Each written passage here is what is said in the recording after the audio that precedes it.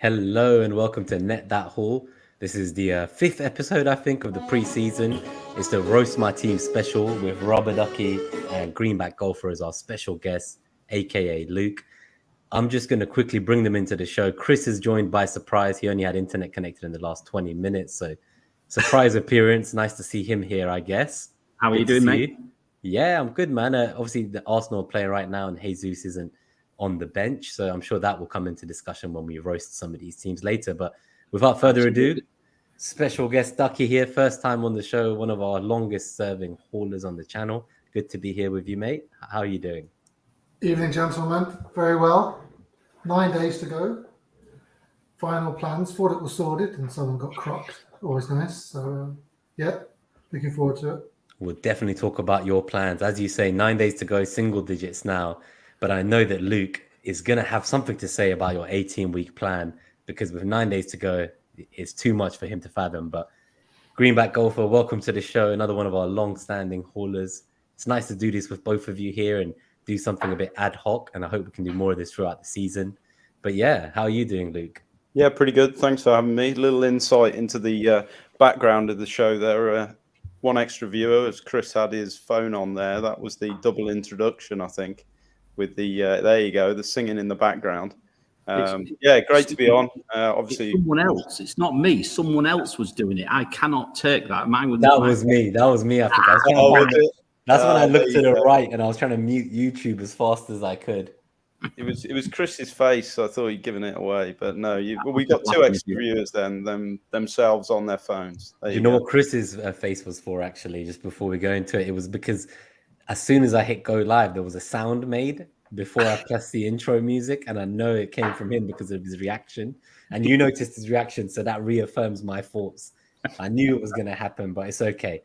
So I've been told I can't swear, by the way. So what I've done is I've put it on a T-shirt, especially for our friend, Mr. GreenBackGolfer. Swing, swear, repeat. There we go. That's my golf rules.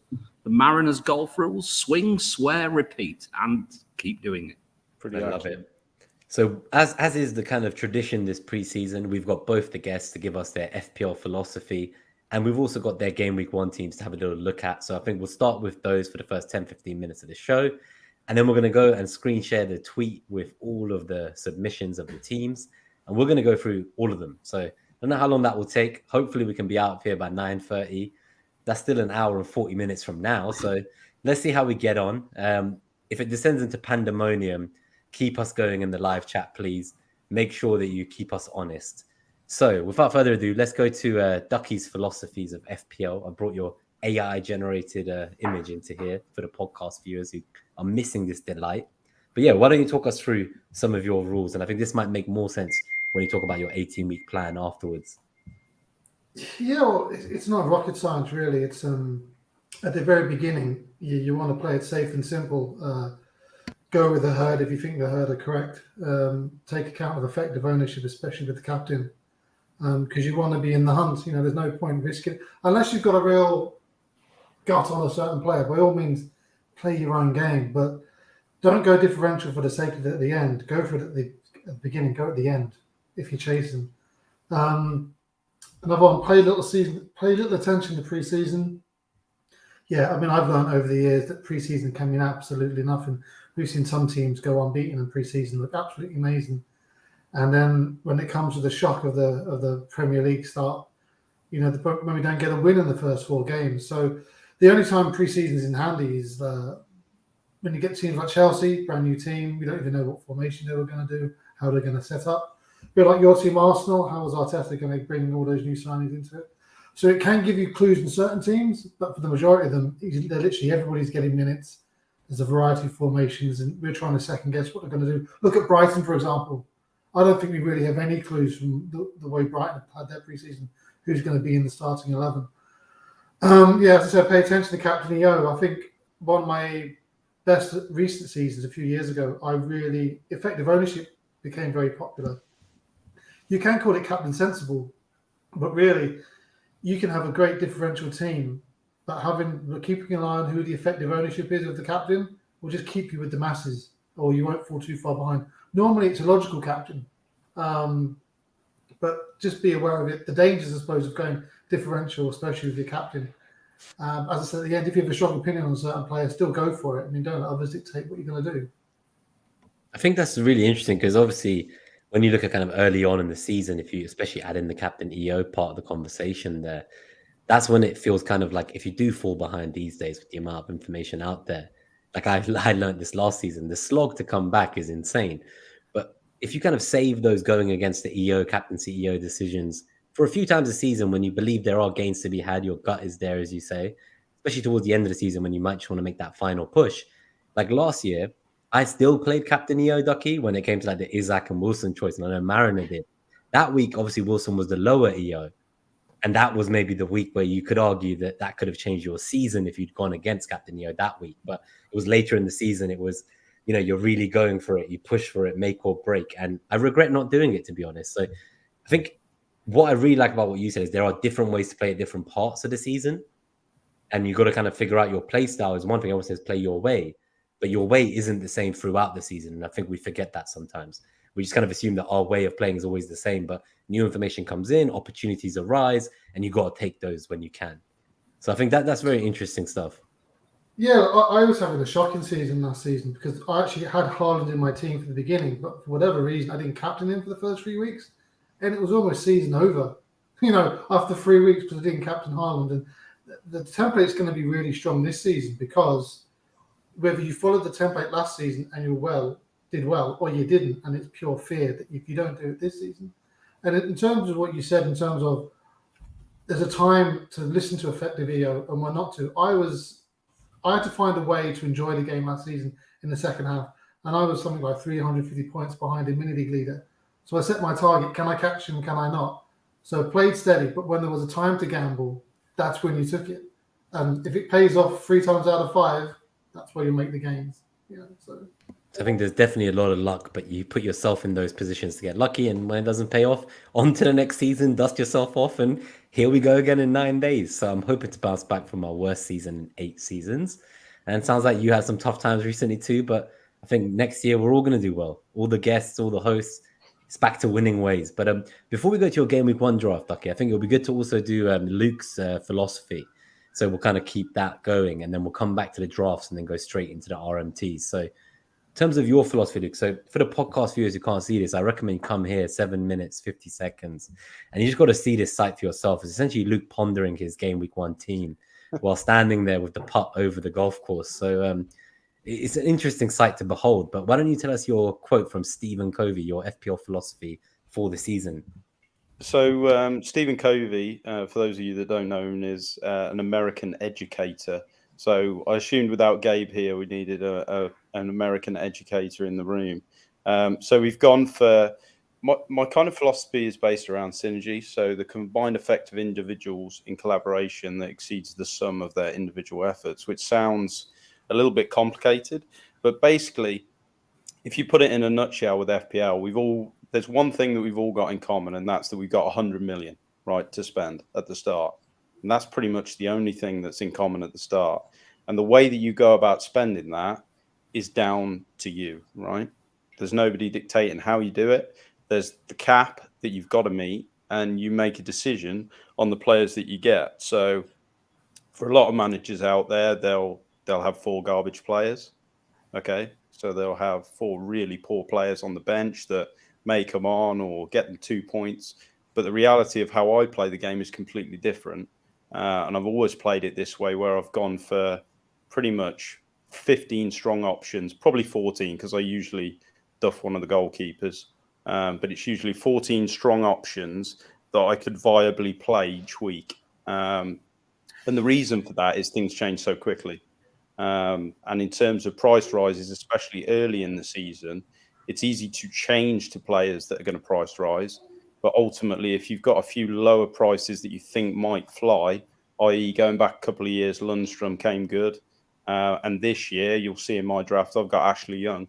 And I think he could go really well. Yeah, absolutely. So that sounds crazy. But when you look at it, it's 4.5. He could play midfield.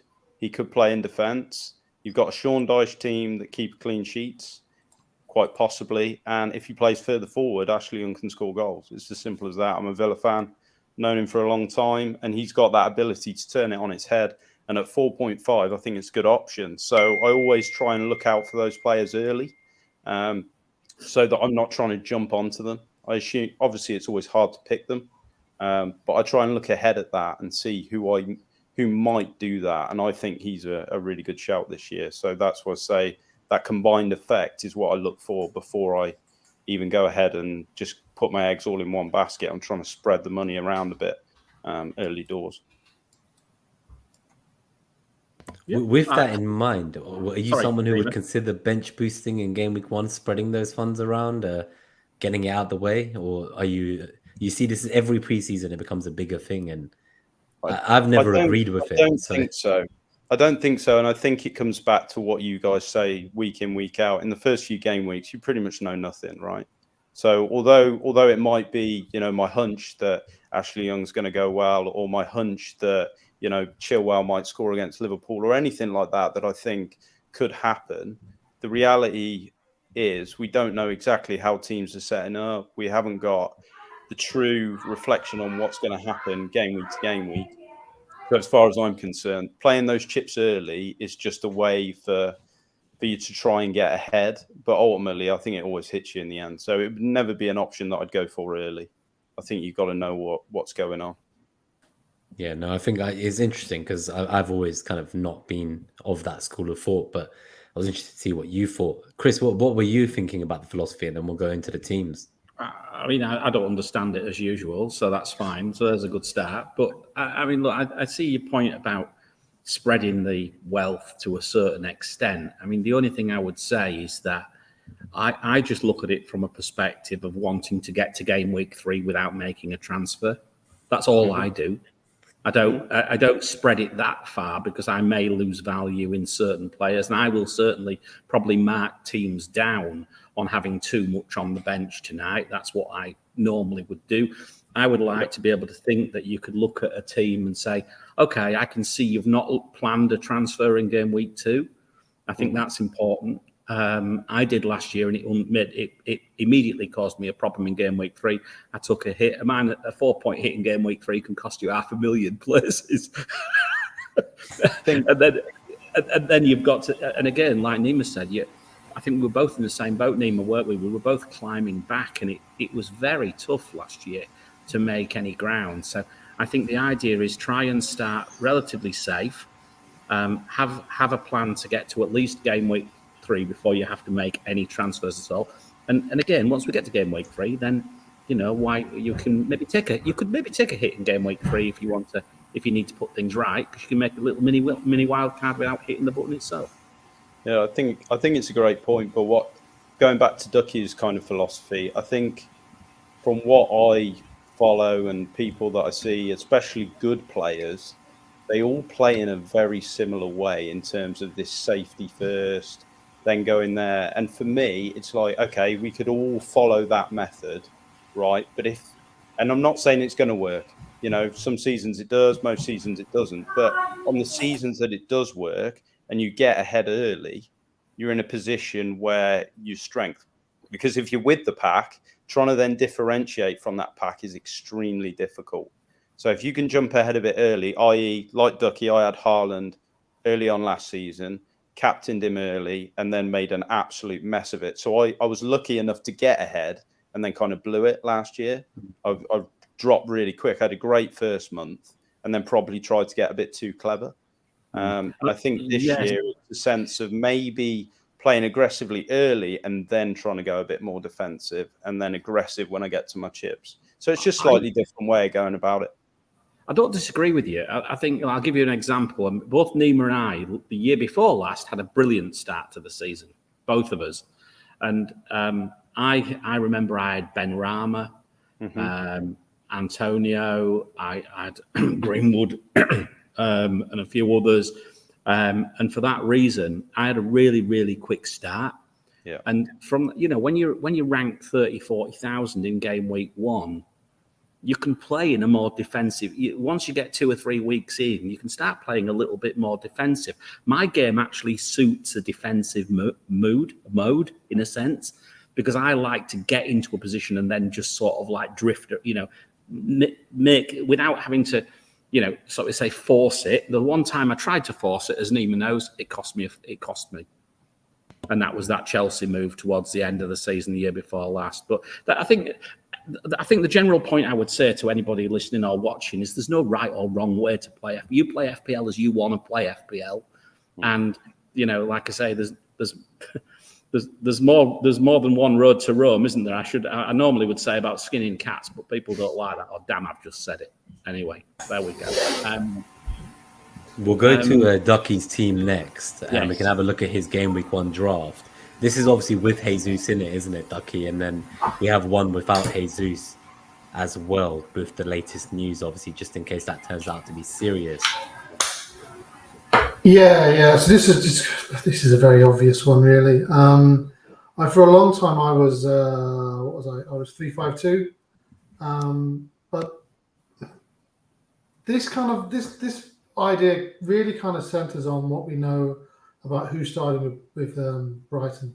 Because initially I was 352, had an extra strong midfielder, and had Ferguson upside Haaland. But obviously Ferguson had hardly any minutes in pre-season. So I suddenly realised, well, who's looking more solid that's actually going to start? It's Welbeck. So I went back to a 3-4-3 and put Welbeck in. I'm looking for the 3 most. I'm trying to be very aggressive, which is unlike me for the first early fixtures. So who's looking like the 3 most nailed Brighton players? That meant it was Welbeck. So which meant I was playing 3-4-3 because I'm not going to not have Haaland and I'm not going to not have Jesus. So it kind of forced me into that formation. And it kind of speaks for itself. You really want to hit the top teams that just happen to also have some of the best fixtures. So look, it's not exactly rocket science here. It's Estupiñán, Trent, Stones at the back. Saka, who I wasn't really mad on, but his ownership's kind of forced me to pick him. Foden, which I think is going to have a cracking season. Fernandes for United. Mitoma, then as I said, Welbeck, Haaland and Jesus. Now, I think Saka, he's a less of an example, but it does happen. I think like in Buemo this preseason, where he becomes a bit of the flavour of the month, especially on the community. So his ownership's a little bit higher than everybody else's. More people join the game, not too sure who they want. They see a £6.5 million footballer in the game. He's around 15-20% owned. His ownership gets out of control. And his ability and what he's probably going to get doesn't reflect his ownership. And I think Saka's a little bit like that compared to everybody else. I mean, he's the highest owned Arsenal midfielder. I don't know if his points extra is going to reflect this higher ownership compared to everybody else. I mean, Nima, you're the Arsenal guy, but what's Saka now? 50% owned? It's a bit OTT for me. I think after Estupiñán might be still the second highest owned after Haaland, but I believe Saka's there or thereabouts, yeah. I mean, to be honest, I was a big advocate of Odegaard last pre-season because I like my central players. And he had a great season now. Obviously, he's 8.5, but there's talk of him being more defensive. But I don't like seeing my midfielders heat map always down the wings. I like them central. They're going to be into the box more. I know Saka's on pens, although he can't take a pen to save his life. I don't even know whether he's going to still be on them. But as I said, playing safe, his ownership has kind of forced my hand. It's part of that kind of staying with the Paco Leon situation. The thing with him, I will say, is he did underperform his kind of expected underlying attacking numbers last year. And there's talk about whether that's sustainable. Now, depends what you kind of think, right? I think for me at the moment, it's the fact that there isn't like an ample backup. So just from an expected minutes point of view, you do want probably 2 Arsenal attackers realistically, if not. Some people are going for 3, right? And if everyone's got Saka, it's actually the other one that's going to differentiate it for you, especially with this Jesus news. Maybe it opens up the likes of Havertz and Odegaard, as you were saying, and even Trossard, right? Eddie, there's options here if that injury proves to be important. So for me, not having Saka kind of feels like it just seems insane because I'm like, I'll have him and whatever happens, there's literally a price island between him and then the kind of the 2 premium midfielders above him, and that's about it. And it's about a 4 million gap. So really, you can go to any midfielder from there. And if I don't know, like say, for example, which 6.5 to pick, having Saka not getting brunted by that EO if it does go really well at the beginning and then being able to move off if it doesn't. It seems like it's the right route, but then I get another Arsenal attacker. And just one thing I want to say from a tactical point of view, because you might have an opinion on this. In the preseason so far, I've seen it's very hard for people, even last season, to kind of stop him from cutting in on his left foot and then just whipping that ball into the far post. And twice I've seen Havertz kind of show up there and score. Obviously, one time, albeit it was from Odegaard knocking it down to him, but I wonder if that's something we'll see as like another attacking option for Arsenal over the course of the season, where Saka has someone to aim to, and he is very good at cutting inside on that and delivering the cross. Like, it doesn't get blocked very often. So what are your thoughts on that, I guess, just from Havertz? And do you think maybe he could play centre forward, or is it likely to be someone like Eddie or Trossard? If yeah, well, I'll be honest. Yeah, my very first ever draft, when I just threw plays in, it was 3 Arsenal midfielders without really thinking about it, because I wanted them all. I think Havertz at 7.5 million could be one of the best players of the game. I mean, I was a huge fan of him. I'm a Chelsea fan. I was a huge fan of him at Chelsea. We didn't use him correctly. He's not a number 9. The way he's going to be played at Arsenal is really going to suit his game. I'm a huge Odegaard fan as well, and I was just feared to death that he was going to go deeper, which is great for Havertz. But if Odegaard is going to go into this deeper role, I don't think I really want him. But then I could see him arriving late. I still probably would take those 2 over Saka, but it's the ownership of Saka. Funnily enough, you said about the attackers, I have Jesus. I don't have an Arsenal defender. I don't do triple up. I have $1 million in the bank, because that's a plan I have. I was going to ask about that, because you do have $1 million in the bank. Is it worth reading out the team for the podcast listeners from the back just real quick? I'll just read that out. So we have Onana in goal, Estupinian, Trent and Stones. Saka, Foden, Bruno and Mitoma make up the 4 in midfield. Haaland, Jesus and Welbeck. And I'm definitely going to now move on to asking about Welbeck. But in terms of the bench, we've got the ever-steady Areola. I don't think I've seen another sub-goalkeeper this season on FPL Twitter. And then Baldock, Bayer, and Nakamba, obviously. So that's just for the podcast listeners. 22 minutes in if you want to see the actual photo. But yeah, tell us a little bit about Welbeck as well, because you say you don't do triple ups, and then I see kind of Welbeck, Mitoma, and Estupinian. So it just seems like I've got to pull you up on that. No, it's. I wouldn't normally do my triple up, but I'm kind of caught this preseason that I want to be a little bit more aggressive, and I just. Every time, even today, I was looking at it, I wanted to get off a triple up. I'm just seeing that Luton fixture. And I'm just like, well, how can you not go against a team tripling up against Luton? Now, this could be Luton's best game. It's their first game of the season. They're going to be really up for it. But Brighton are so good attacking-wise. But the caveat to that is, who's going to start? And I honestly think these are the 3 most probable starters, one of the 3 most nailed. Like, you could debate that for hours. What about Stones? That's just something else I want to ask about, because some people are talking about not going with a city defender, and Stones at 5.5 obviously is quite an expensive option. I wonder what your thinking is there. I currently, I think, have Stones. I suppose you have Trent as well. So is this 3-4-3 kind of the new vogue? Because we asked at the beginning of the show, what formation are you going into the season with? And seems to be a clear consensus between kind of 3-5-2 and 3-4-3. I'm not seeing many 4-4-2s, but I'm sure we'll see some of those when we do the roasting of the teams. And not the roasting of the duck, but I want to say roast as much as I can, because I know it makes you uncomfortable. Yeah, sweating here. I'm sweating. Before the prices even came out, even at the end of last season, I said the first 2 players I'll have in my team is Trent and Stones, because of where they're going to play sometimes. Or if not, that's their running position, being in that midfield. People argue that it's detrimental to Trent. I think he's further forward when he's playing that role. He's in the middle of it a bit more. Look, I think Stones could be one of the best value players this season in that position. Have you seen the new school of thought about starting with Estupinian for the first 3 and then moving him on to Stones afterwards? It seems to be a new thing that's shown up on Twitter today. Well, it depends. I may have a plan for those transfers anyway. So why waste it when you know you're going to do it on a now? defender in the 3rd week? Yeah, I think I tend to agree. And if you have an 18-week plan, you're not looking to change defenders in game week 3. So, well, I'm not going to stick rigidly to that plan. What I liked about it kind of gave me a basis of where I want to go, when, and why I want to go at that point. Because sometimes you're messing around with players you're not even going to play, bringing in a bit of money. And I know it's not going to go to plan with player rises, but I'm a true believer of you're getting players in because of not just their ability, but the club they play for, because the fixture's going to be good. So just get maybe another player from the same club. Because really, in that one-off game, you maybe use them or two. Anybody can end up being the guy who puts the ball in the back of the net or getting the assist. You know, the way we're going to be changing our team throughout the season, because the way the fixture fallen, there's going to be a variety of formations used. There's going to be a variety of players used. So don't, when you're going 3-4-3, think this is my formation for the season. It's not going to be, because the fixtures don't work that way. You're going to be playing 3-5-2. You're going to be playing. I never played 4-5-1 when I did the 18 weeks, but it was a variety of about 3 or 4 different formations. But yeah, and look, the Foden pick, I think Foden could have a great season.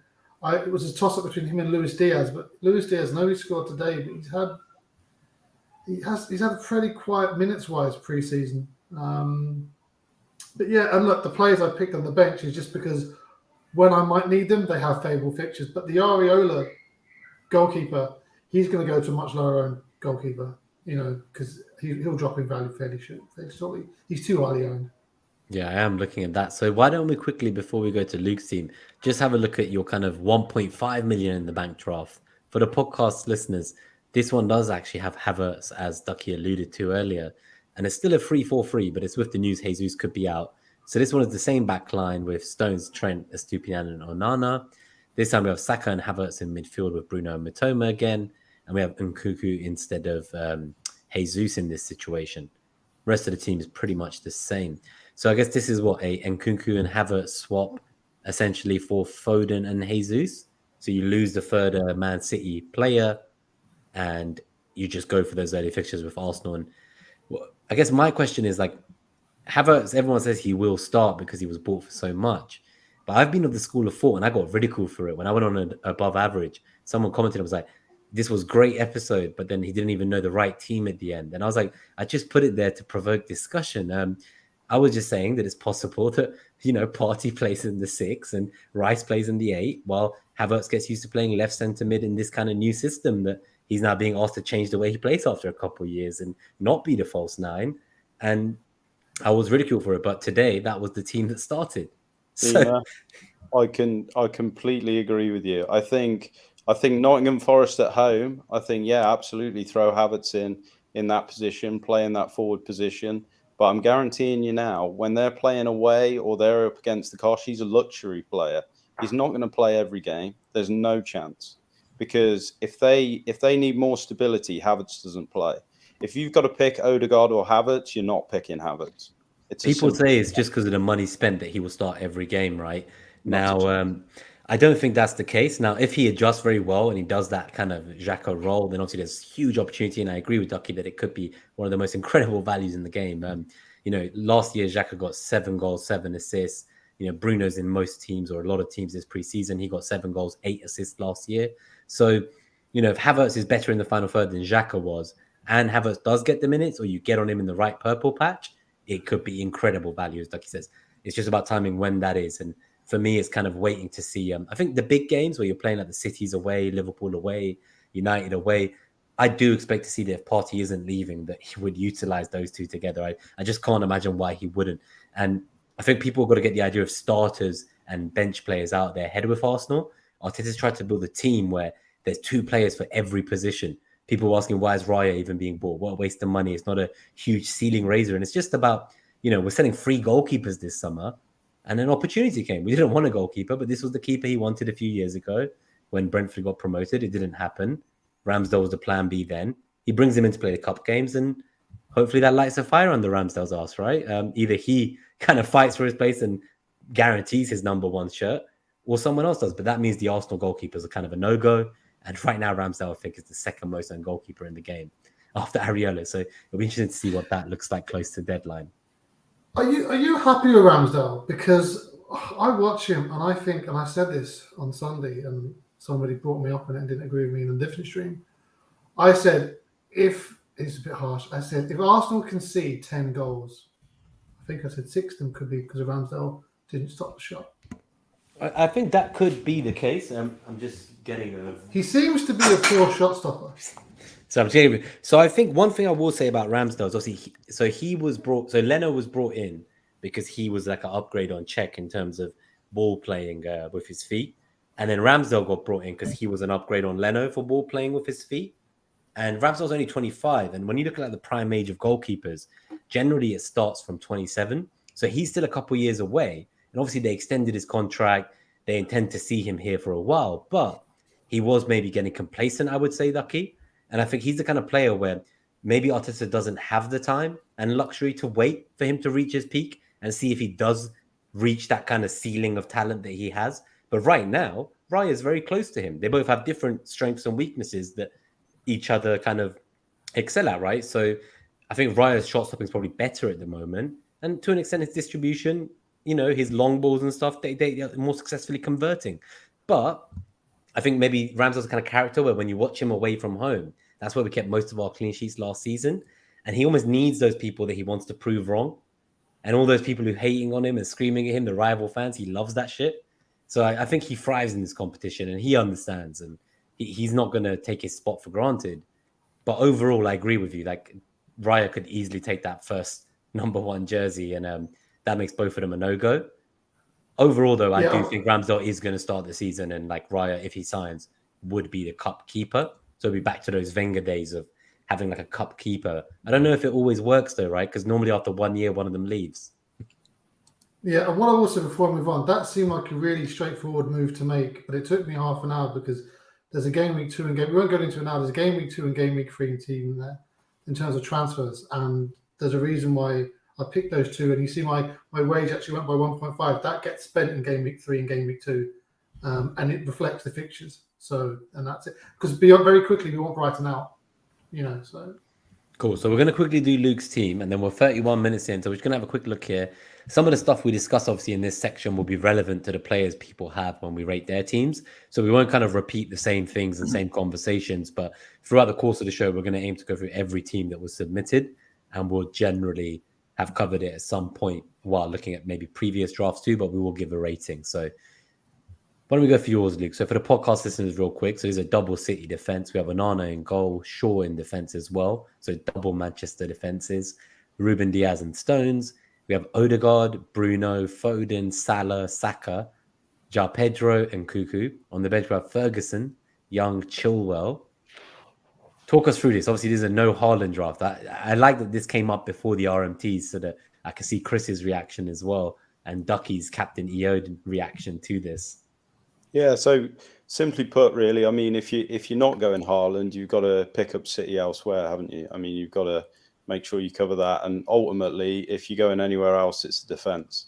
I mean, last year they conceded 33 goals. The only other team that were anywhere near them was Newcastle, and they've got a rough start. So pretty much going double City at the back. And to be honest, those are the only two that I could pretty much guarantee I think are going to start practically every game, especially early doors until they get into the rotations, Champions League and whatnot. And obviously Gvardiol looks like he's going to be coming in, which will probably take Ake's spot, if we're being honest about it. And cracking through it, really. I mean, the midfield, when you don't have Haaland, you can spread the funds, exactly like I said. I appreciate, yes, he could go very well. He could do well as captain, EO, all of that. But ultimately, when you've got options like Odegaard at home against Forest, I mean, Forest were awful away from home last year. I don't think it's going to get any better this year. I think they'll be fine at home, and I think they'll do well in the league. I think they'll be there or thereabouts in terms of pushing towards that top half.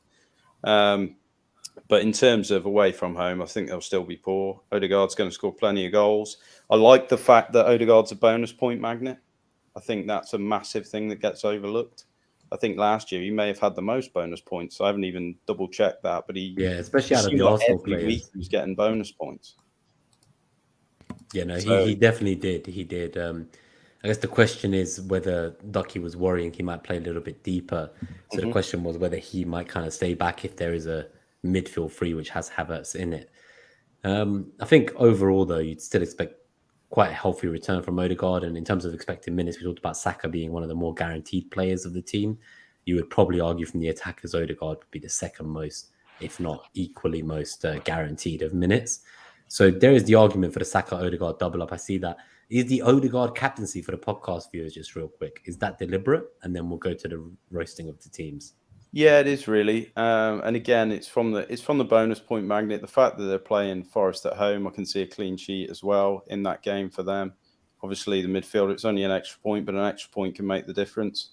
Kind of looking at it that way.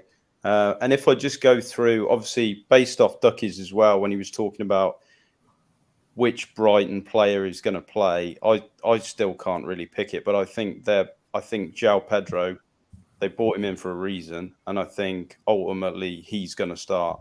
I would be shocked if he doesn't, but at the same time, maybe he won't. I don't know. They did so well last year. They may start with a solid team. They may go with March, Matoma, tried and trusted, and then build them in. I don't know, but I'm quite happy to take that punt on João This Pedro. looks like a bench boost team to me, Luke, if I ever saw any. Akib asks as well. I think for me, I like to have a much cheaper bench. Obviously, seeing Ferguson and Chilwell there kind of gives me a bit of anxiety, but I guess it makes sense what you're saying. And going against Haaland at the same time, but if Salah pops and Haaland doesn't for a few weeks, and you ride that wave, you might be coming out of it top, 5K, 10K, 4 That's weeks it. in. I'm going to be bottom of the mini league or top. It's simple as that, really. There's going to be no middle ground. So it's one of those, you just kind of go for it and work your way back, or try and stay in front. So that's the kind of strategy there. So yeah, let's crack on to other people. Yeah, I think what you've got to do is, if you can get that City clean sheet, or again that United clean sheet, there's 200% there against a 50% total, roughly 50% total EO Manchester City defence right now. Yeah. Stones is by far the highest owned Man City defender. The rest of them are all 5, 6, 7%. So you can make your ground there. The issue is how much are you going to, it's. So I can see that in a sense how you might be able to cover but you've got to obviously hope that you get those clean sheets. And again, I think the United double defence as well, I think for me, that is maybe a little bit, I think that's a lot more risky, personally. I'm not too sure how many clean sheets they're going to actually keep after Wolves. I think they'll probably keep a clean sheet against Wolves, but I think after that, I'm not quite sure. I think the United defence for me is kind of backed upon the fact that I've got Young and Chilwell there. So it might not be played every week. I think that's the point of that for me. And again, it's down to the structure that I play with, not trying to go for all eggs in one basket, kind of spreading it around a little bit. Gives me that option. And like I say, if Young goes well, like I think he will, and he's got a few home games and he's playing left wing or he's playing left back and attacking, you never know. So it's kind of just how got much that. Have you got in the bank, man? How much, Luke? How much? Yeah, how much do you have? That's bang on level. That's 100 bang on. Yeah, that is. And so, I could drop Ferguson down, because let's be honest, we don't really know what's going on there. But I just really like the player. I think he's excellent.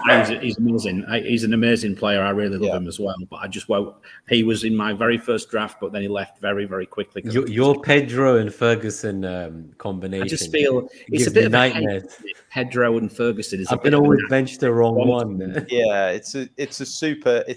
But the reality is, playing this way, the nightmare is that you end up with 20 points on your bench, and you throw in your remote controller at the wall halfway through the day. It's one of those. But it's huge ceiling. So like with the two double defenses as well, few clean sheets. You get 2 clean sheets from both those teams in the first 3 weeks, and oh my god, you're laughing.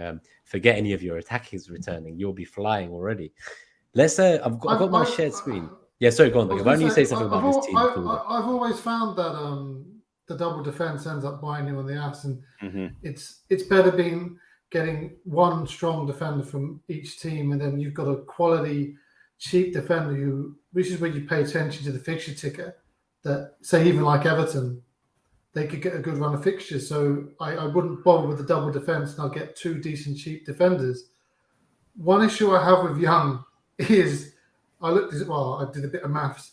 Even if he was 15 years of age when he played his first season, he'd still be over 31 now. Like, the guy's 38 years of age. You have him on your bench. Come the week that you rely on him to play, he might need a rest. He could be crocked. I'd rather go for Tarkowski due to the fact that he's going to play every week. And if you could possibly be relying on someone to come off your bench, it wouldn't be a 38-year-old. Although obviously Young's ceiling's higher, but realistically this is Everton, and I'd rather go with the safety Tarkowski. More often Tarkowski could be the guy scoring the goal from the corner that Young took.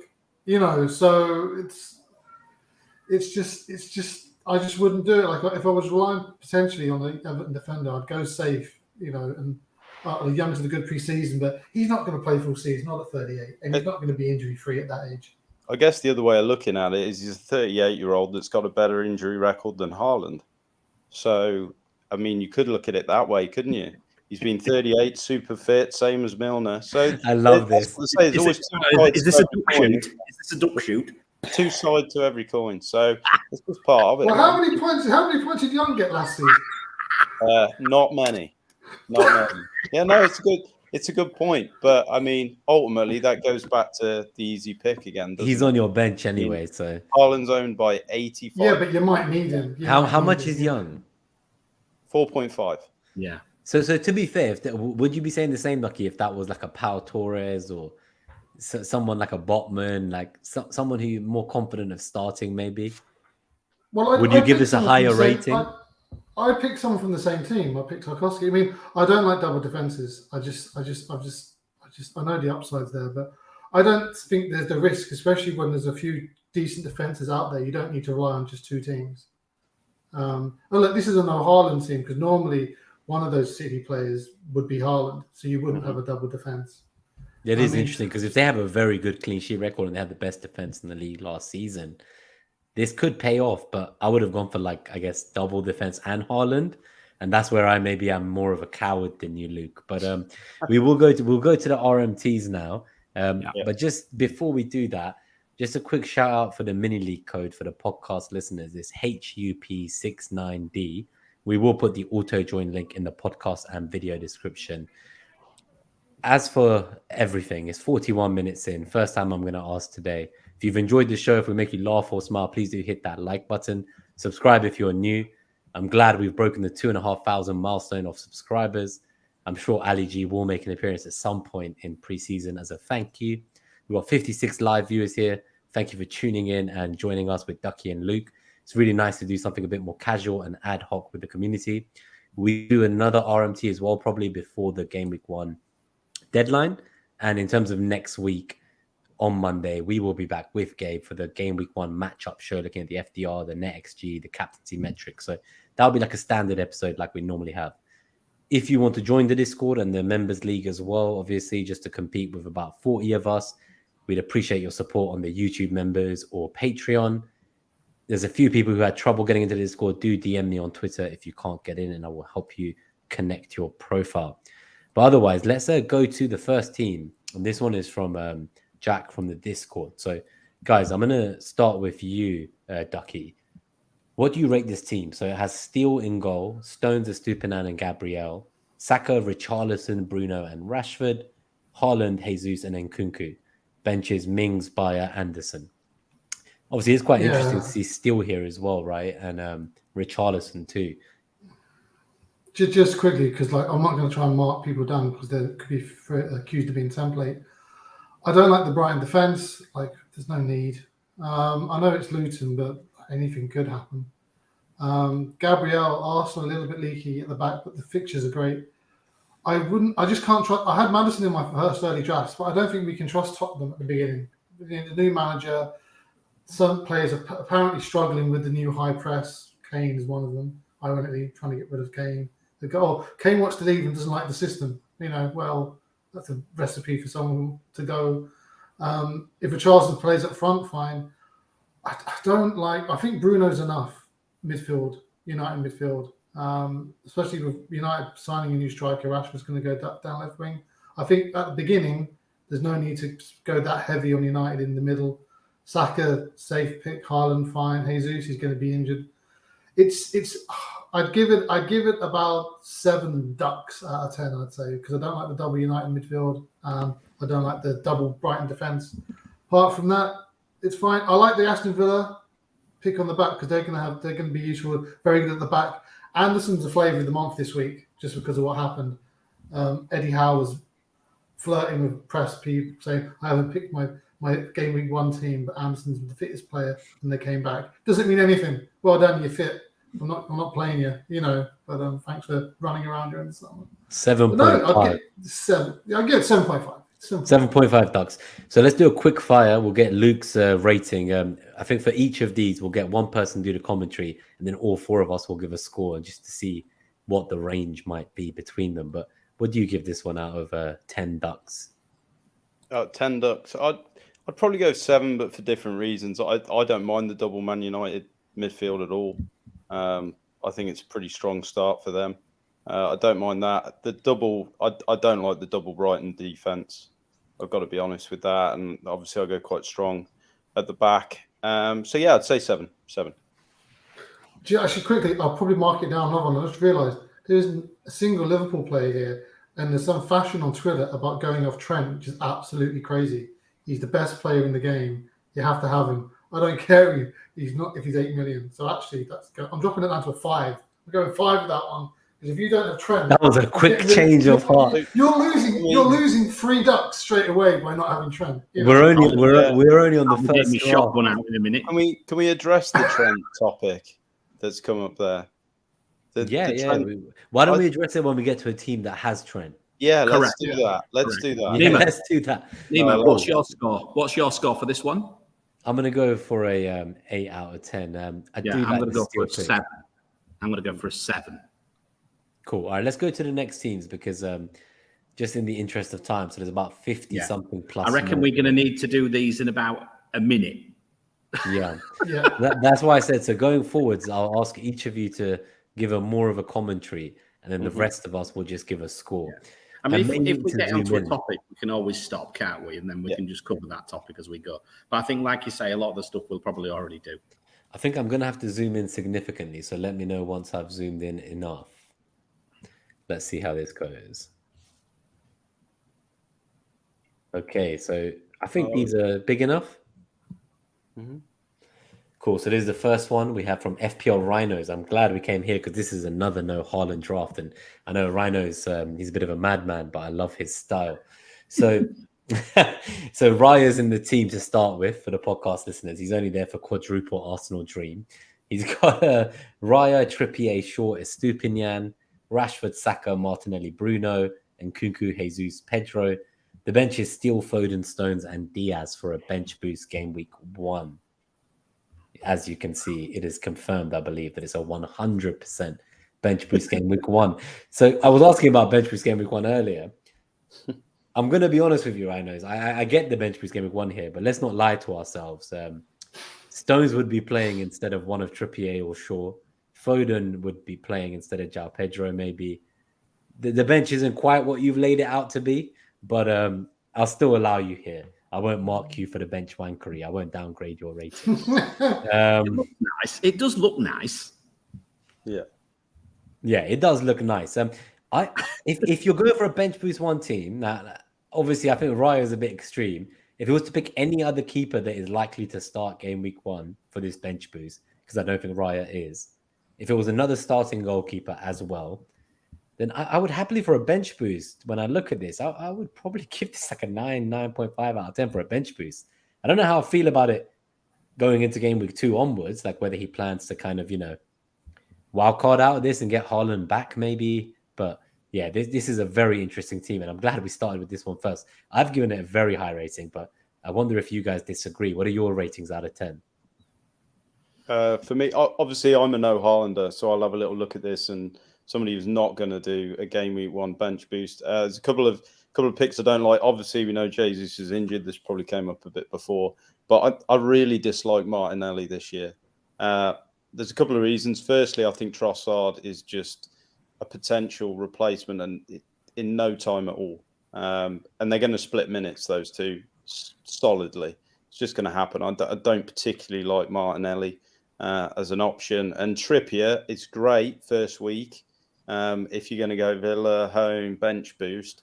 But for me, he doesn't come into the game till about game week 5. Oh, sorry, no Haaland. I bring this down from my 9.5 out of 10. Yeah, like 7.5 out of 10. I'm willing to go to. Yeah, so I'm around a 7 again. What about you, Ducky? Out of 10, we'll get these quick fire. Yeah, in terms of because Jesus bench, I hate this. No point. I don't know why you have Trippier in there, considering the fixture and the upcoming fixtures. Oh, I don't know. I give this. I hate this. I won't be too harsh. Give it a 6. Give it a 5. 5. A 5. Okay. What about you, Chris? Well, I'm taking 2 off for not Haaland. I'm taking a point off because I can't see a captain in game week 2 as well, which is a problem. So I think you're making a transfer quite early here, and I think you're going to have to take money out. I think it's a wildcard game week 2, mate. It's probably a wildcard. I'm going to look. He's going for glory. It looks lovely. No Haaland. 5. I know we said we fly through. I know we said we fly through these, but if there was a point to mention, I was thinking just been like, that's 3 teams in a row. Foden's been picked. I had him in my draft I made. I'll tell you what, I'm going to change think my. this guy is going to start for City? 6. Yes, he will start. Yeah, I think Mara's going. I think he can play so many positions. I think Foden's an absolute shoe-in this year. I think I just think Foden's a shoe-in. That's my opinion. One thing I will say, because you did make a bold claim about Martinelli earlier, so he is currently tied as the record goal scorer Brazilian in a single Premier League season. 15 Premier League goals. No Brazilians ever scored more, and the guy is like 21. He has had an off preseason. He had a pretty nasty injury from what I understood. It was pretty grim, quite painful, and no one knew how quickly he might come back. And he didn't look so great in preseason, and Trossard looked fantastic, as you say. So I totally get the threat there. But if Jesus is out, I wonder if Trossard is a more like-for-like replacement up there in terms of bringing the wingers into play than someone like Eddie and Nketiah himself. So for me, I think if Trossard gets into the team as maybe a left centre mid or a striker, I see him still coming off the bench either way unless Jesus is injured. But it's just whoever's playing the worst out of Jesus, Martinelli, or Havertz, or whoever's playing left centre mid will get subbed first. So today, what I will say is I watched the Emirates Cup game, and Martinelli looked the best he's done in preseason yet. And he looked like he is recovering from that leg injury nicely. So that was kind of the end of my summary of like what I said about him last season in his 15 goals. But I think he is the best finisher at Arsenal Football Club. So I'll go out there and put it out there. And I'll take this bet on with you, Luke, that at the end of this season, he will still be like maybe Arsenal's top goal scorer in the Premier League if we don't sign like a number 9. So I think he's all there. He's superstar, and you're going to see it at the end of next season. But I just had to put that out there to back my boy. So some of the ratings in the chat are not as kind as us. We're seeing some 3.5 ducks, 1 duck, 4 duck, 4 duck. We will go to the next team, man. I think FPL routine, I think he's having a bad day. All his scores are terrible. Have they all been ones? Yeah, 4-1. I love it. We did, at the end of the day, we never said this was a rate my team. We will try to give honest opinions on the picks, but the reality is we did say it was a roast my team. So there's got to be a bit of humor in it. Let's keep going. Yeah, let's keep going. So we've got FPL teacher Lucian. So at the moment, he has a freeway 4.5 and 4 million defensive rotation. So he has a Tarkowski, Aurier, and Kabor as his third defender getting rotated every week. He has a Kai, Havertz, and Jackson up front. They're his most flexible pieces. He says he prefers Martinelli and Alvarez. So this backline actually has Steele. It has Saliba, Chilwell, and then the 3-man rotation I mentioned. Havertz, Odegaard, Mitoma, Salah, Foden, Jackson, Haaland, and Archer. What do you guys rate this team? There is a lot of debate about the rotation, by the way. So Tarkowski, Fulham home, Aurier, Sheffield home, Tarkowski, Wolves home, Tarkowski, Sheffield away, Aurier, Burnley home, Kabore, Wolves home, Tark, Luton home, Tark, Bournemouth home, Aurier, Luton home, Tarkowski, West Ham away, and Aurier, Aston Villa home. That rotation looks pretty good for a while. My question is, what is there in this team that's different to the 3-4-3s I've been seeing online that's a massive like ceiling raiser from, having a Trent? Or like I don't know, like what are you gaining, teacher, from not having a better third defender? That's my question. Like, what do you do with that money? He's obviously got Salah there, which is he's got the it's a Tumium, right? Yeah, I was waiting for Tumium. So we don't see many of those this season. But look, I don't mind the Tarkowski pick at all. But I do think we are scraping the bottom of the barrel with the remaining defense. Really scraping. But he has Foden as well, right? So he has Foden. And then that makes me think though that Foden his minutes should be okay, but You only need a bit of rotation here or there, and then all of a sudden this team gets a bit thin. And you've got a dead spot in forwards with Archer as well. So I guess the question. So what about this question? So is the question that does Trent or Estupinian in that third defender slot plus someone like a Bruno Fernandes, does that outscore Salah plus Tarkowski, Aurier, and Kabore rotating? I think so. That's the question. I think so. You reckon the Bruno and Trent picks, they're going to overall gain you more points? I do. So what do we rate this out of 10 then with that in mind for you specifically, Chris, first? I don't dislike it. I mean, look, what I would say is, there's maybe a price drop in Archer is quite highly owned. I'd maybe get rid of him unless Luke's going to tell me he's going to get some minutes. But my gut feeling tells me he was probably going to be too highly owned, so he may drop. So he loses a bit for that. I quite like the Jackson pick, but again, minutes risks again potentially. There's quite a few minutes risks here. 6. I think Archer's definitely going to get some game time, but probably not enough to warrant even having him in that spot. The potential price fall there. I mean, main problem with this team is the defense is made of glass. So you got Saliba and Chilwell that could get injured at any moment, and then your 3-man rotation, you're making a sub and rotating. It's just chaos. That to me, that is just like I wouldn't have that. It feels weak, doesn't it? It feels dangerous. It feels weak to me. I mean, it's an all-out. I'm gonna go serious, and I'm gonna give this a 9 out of 10 because this is what FPL is all about. As cheap as you can at the back, and he's got 2 premiums. I back Salah to outscore Bruno all day. Bruno got one more attacking. How many return times are you going to than captain Xhaka Fowler? last season. How many times are you going to captain Fowler? I don't need to captain him. I think he's going to get 220 points, and I will take those points and run. But Nemas, there's something lacking in this team that should be staring out to you. He's missing the highly owned Saka. He's gone Odegaard and Havertz instead. So he could afford Saka instead of Odegaard to make it a bit safer. Yeah. I mean,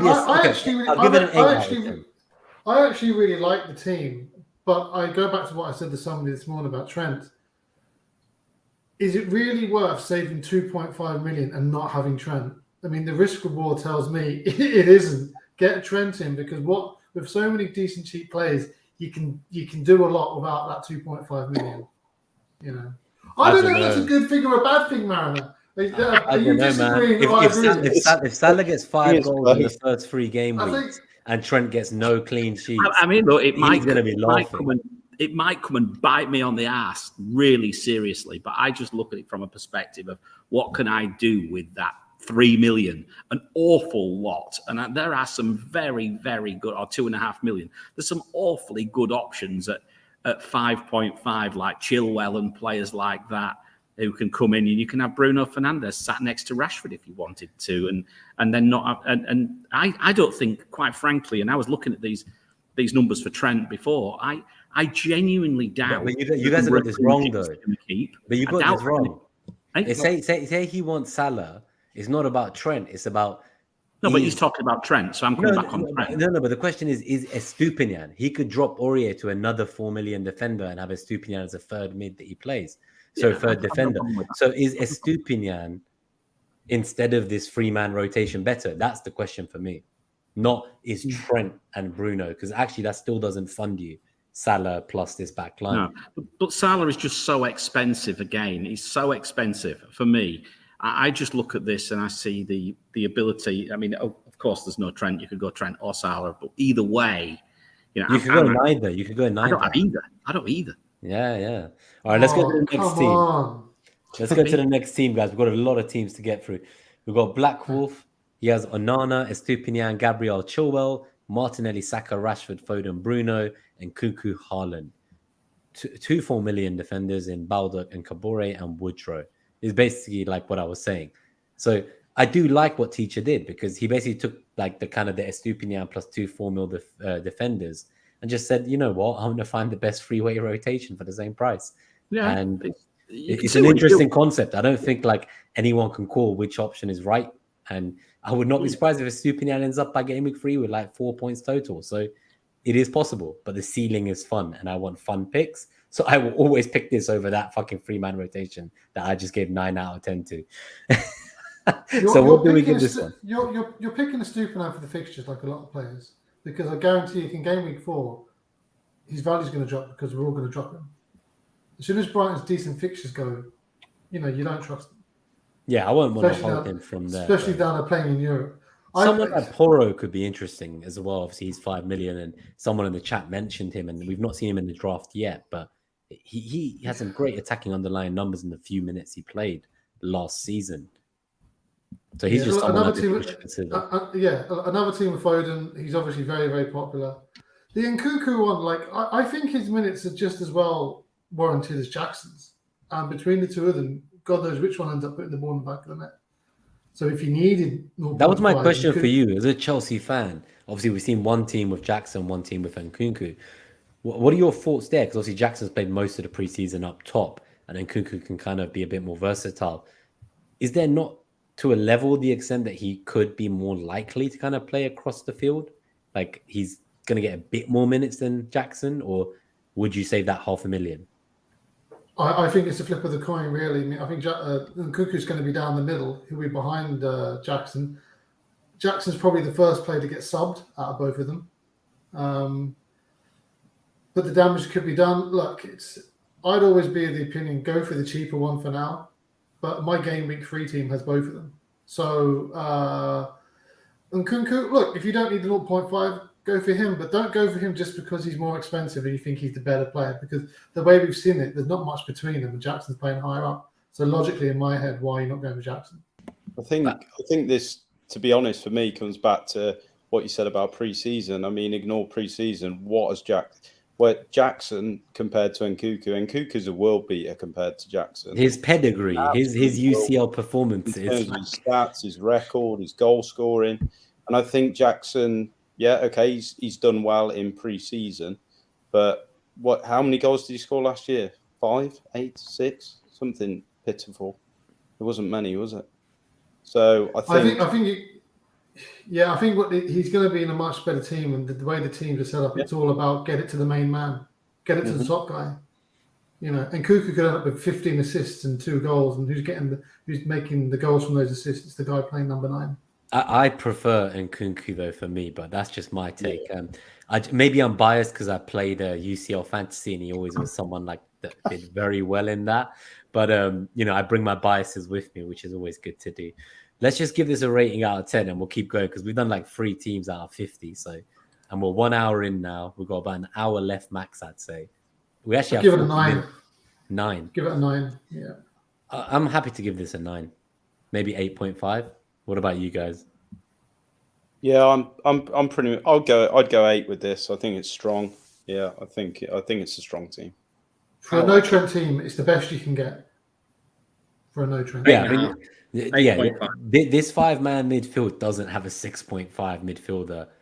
The Trent spot is well and truly spent on a proper midfielder. So I like this a lot. Is there? I mean, if I was marking it down, I would just ask: is there $500,000 in the bank? Because I don't know. I couldn't quite work that out. So this team, there was 2 of them, but one of them with Darwin got scrapped the moment Darwin got scrapped from the lineup today. So we'll only look at this one from Johnny Belfast. So we have Steele, Stones, Henry, Chilwell. We have Mbeumo, Rashford, Martinelli, Saka, Bruno, Jesus, and Haaland. The bench is Cash, Anderson, Mubama from West Ham, who's been banging in a few goals in pre-season. What are your thoughts on this one, guys? I'm just having a look. That's quite an interesting team. I don't know. I like Steele without Estupiñán, but something just feels off. I guess there's a Henry and Cash rotation. But apart from that, what are your thoughts, guys? I do prefer the third forward. I'm going to bring Luke in because I want to check about Cash. But from the perspective of goalkeepers, I've maybe got a bit of a problem with Steele. Is he actually even nailed? I think with the Steele thing, I think ultimately, yes, he's going to be in the team, but game week 1. But I don't know how long for, and I genuinely don't. Nailed maybe game week 1, yes, but I'm not sure. I'm really not sure on that one. I think it's a tough pick to go steal. I mean, ultimately, if you're doing that, I think you go Estepinian for his attacking output and put someone else in goal. I don't get the steal. If you're going one Brighton, you go an Estepinian at the back. It's as simple as that. If you're doing that, I'm not going goalkeeper. I don't like the Henry pick because if Raya's going, he's the reason why they kept so many clean sheets. He got them out of jail sometimes, and losing your goalkeeper, defense gets a bit edgy, a bit nervous. There's a new guy at the back of us, a little bit unsure. I wouldn't. I don't think it's going to be the Brentford defense of old, and we're going to try and find a new one. And your point on Cash, Mariner. I mean, obviously asking about him. I mean, my theory with it, again, whether it comes to fruition or not, is once Moreno's fit, they're going to play three centre backs. So they're going to have Conser, Pau Torres, and Mings. Moreno's got to bomb down that left side, and Cash gets bombed out the team. I think early on, Cash, while Moreno's not fit, he might do it on the opposite side. So I think early doors, it might not be a bad little punt. Yeah, it was someone. I did that because I do like Aston Villa's defence for the first few game weeks. Actually, I really like them. I think if you've seen the defensive show, I think we really rated them very highly. Of course, we would try and decide whether it was Mings, whether we wanted Mings there or Pau or Cash, and Cash was seen at the time as being probably the safest option to start with. I think I would question that though. What are your thoughts on the talk about Conser maybe playing as a fullback? Yeah, he's definitely when Moreno's fit, he's going to play right back and slide across in the three. That's the way I see it. But ultimately, I think the safest one in terms of minutes long term is Pau. Right. And he's 4.5 as well. Yeah, I think he's the safest 1 minute wise long term. And then obviously Moreno will play, but he's not fit, and who knows how long that's going to take, really. Anything on Crystal Palace, Chris, before we go to the next one? I was going to say, what I would do here with this team is I would probably put Johnston in here in goal, and if we've got 500,000, try and get to Estupinian as the Brighton defender, and then you've still got those covered, because that's what I would do personally. I think Johnston potentially is one of the best very, very good 4.5 keeper. I know we've got Flecken now possibly in the game at Brentford as well at 4.5. But for me, I really like Johnston. I think he's Crystal Palace defence wise potentially can be quite useful for us at the start of the season as well. I've got no objection with having a Crystal Palace defender in that team at all. I quite like it. I can see what Ducky's saying about Brentford defence. I can see that. I don't like the Steele pick. As for the rest, obviously, we're going to see Jesus drop out. There's a bit of cash there. I like the cash pick. Cash. But, yeah, I don't mind it. I think I'd give it a 7, actually. Do we think Mbeumo's over... ownership is over the top and not warranted? He's very high to me. He's on penalties, I think. I don't dislike him as I think he will hit the woodwork more times than he'll probably put the ball in the back of the net. But there we go. There's another story. But I don't dislike it, and I think at 6.5, I think he's a good price point to have to jump around. And I think what no one's spoken about so far today is these price islands and the ability of jumping on, jumping off, having someone slightly more expensive to drop down, not having to go up. If you don't have any money in the bank, unfortunately we can't see things like how much team value is in there, and that's what I'm trying to sort of figure out sometimes. But yeah, in general, I don't mind Mbeumo at all. I think he's a good, solid pick to start the season. He was very good at the end of last season. He flourishes when Tony's not on the pitch, or he seems to, and I don't dislike. And they're playing Spurs to start with, and they can't defend for toffee. So the next team has Mbeumo too and double United midfield. It's FPL Hunt Connor. He also asks about some options, including João Pedro, De Bruyne, and Trippier. But let's just quickly look at the team. So we have Steele, Stones, Chilwell, Estupinian, Rashford, Bruno, Martinelli, Mbeumo, Saka, Haaland, Jesus, bench of Colwill, Bayer, and Mubama. Yeah. Let me know what you guys think of this. I'm going to go get a refill. So I will let you talk about this draft. Let me quickly. I'll just say Steele again, no good. Steele out for me for someone like Johnston. Only one Brighton. Obviously Stones, I quite like. Chilwell, I really like. I mean, and I've no problem with him playing in game week 1 either. I like the double Manchester United, Rashford and Fernandes. Martinelli and Saka I have no problem with. And Mbeumo, it's a very strong midfield. Haaland, Jesus, is probably going to drop him down, or he might even go to Watkins. What do you think about Ollie Watkins to start with, Luke, as a Villa fan? I think ultimately, as a Villa fan, you're looking at him as the talisman. He is, obviously, our previous season. But that being said, Diaby looks really good.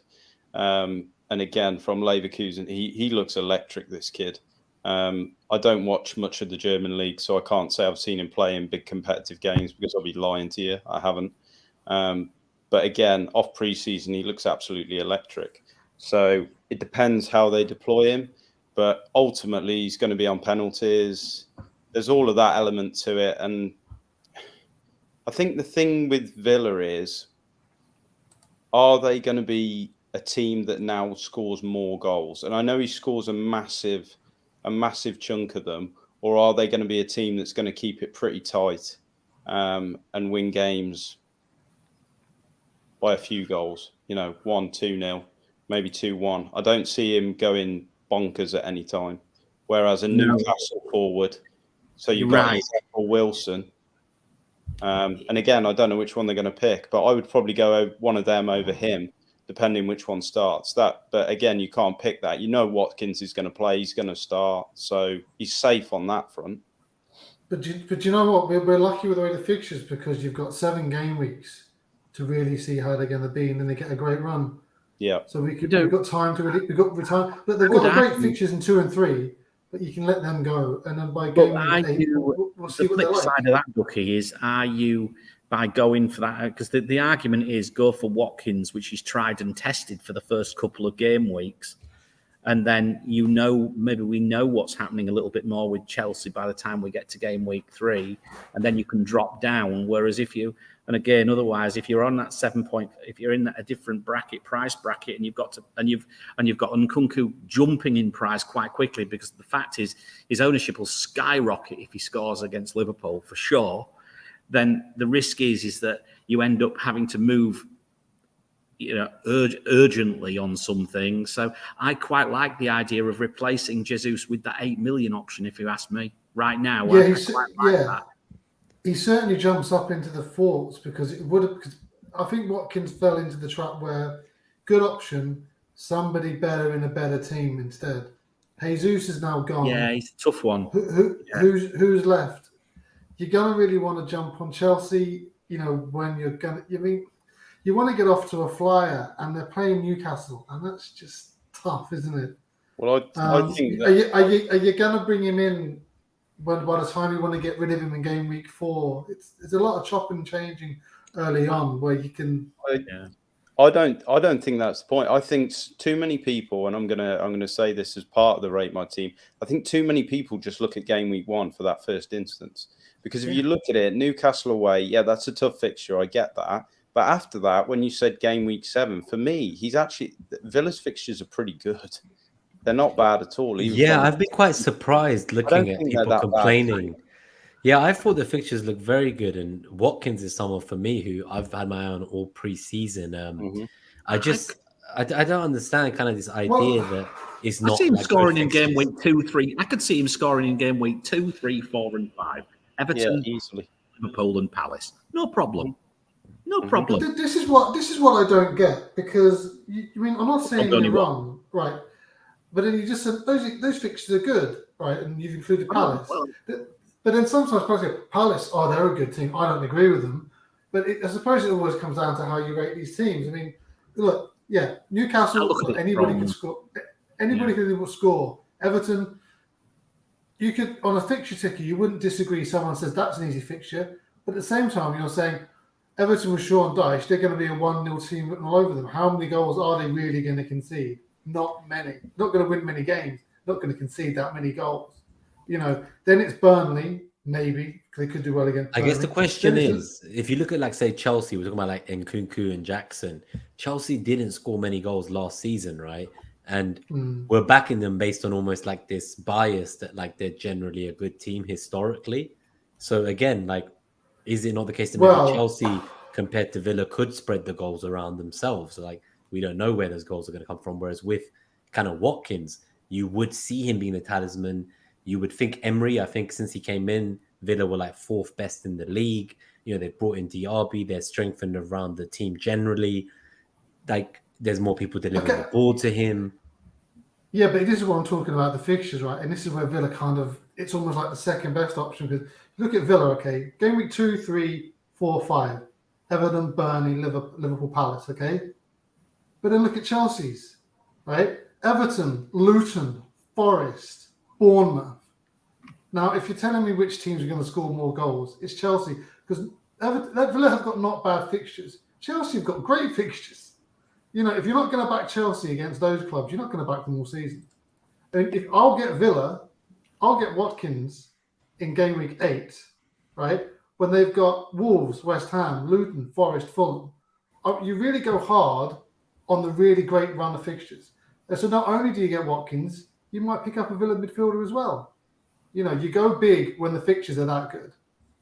So I think we're both fixtures managers. I like that. I see Chris has put up for the podcast viewers some of the data, the FDR from the season. Yeah, I just wanted to bring this up. I mean, look, Watkins is 51% involvement in Aston Villa, and their XG, their expected XG, which I'm looking at from a perspective of XG4 against XG against, so the way we do the matchups in Net That Haul, actually doesn't suggest that their numbers are absolutely great, but he's heavily involved. 3.33 involvements in the first 5. You know, from my side of things, I'm, you know, more goal involvement than assist involvement as well, significantly more, probably 2.5 times more from what we would normally expect with Watkins. I genuinely, yes, I can genuinely see game week 1 away. Newcastle's a tough game for him. It's much tougher than, you know, and you can see that when you look at the XG grid, you see 0.91. But after that, you know, 1.77 again for the game week 2, 1.56, 1.2, 1.4. These are not bad. He is involved in this stuff. Now, unless Luke's going to tell us that things change, and then you see, look at it, look how it changes. You're going to hold him. 1.79, 1.87, 1.96, 1.83. You know, Watkins could be a seriously long-term hold. He could get you to your wild card without having to make a move in that slot. That's why I actually like Watkins as one of a 3. Actually, I wouldn't want him as my second or 3. I wouldn't like him as just a second striker. He would be one of a 3-4-3 for me. Mm-hmm. So for me at the moment, though, I do agree with you, Ducky, because if I was going to go for a 3-4-3, it would have been Jesus with Haaland and a Chelsea striker. But if Jesus is out, to me, it almost feels like just a very easy move to have Watkins plus the Chelsea striker rather than either or. So, Chris, can you just explain that? Because just from my understanding, right, Watkins' involvement is high. But what's the numbers saying of how many goals Villa are expected to actually get in those games? Well, that's just purely and simply from the grid, the XG grid. So basically what we're doing is we're taking XG for against XG against and then averaging it, okay? So you've got so you're looking at attack against defense, home and away. So what it does take into account is the defense performing, let's say Villa at home, the team who they're playing at, their expected goals conceded away from home after the World Cup. Okay, so that's quite a fair, decent chunk of data. Look, it's obviously there's tons of caveats here. I just look at it very straightforwardly that Watkins is, if Villa have a good fixture, Watkins will be involved. He may well hit the post. That's what he does the best. But you know, at the end of the day, I think Watkins is a steady, solid, steady pick. I tend to think he's maybe not necessarily Hall material. Which is and that's what I'm trying to think. Like, if there's a goal, he's involved. Is Jesus Hall material? He misses all the time. But he gets the chances. I think what we're saying is if Villa get a chance, chances are Watkins involved. But how many chances are Villa going to get compared to the likes of Chelsea with those fixtures? I mean, Chelsea could batter those teams. Well, they could, but again, Chelsea are a bit of an unknown. I guess it depends on Pochettino. Like, so obviously in the chat they're unknown at the moment. I mean, people saying they expect more returns from them under the new manager. I would say they're looking good, guys. But you just said that we don't want to be taking too much notice of pre-season. What we're doing, we're taking notice of pre-season. So I think personally, Chelsea, you could quite easily sit and wait till game week 3 and then go on the right one.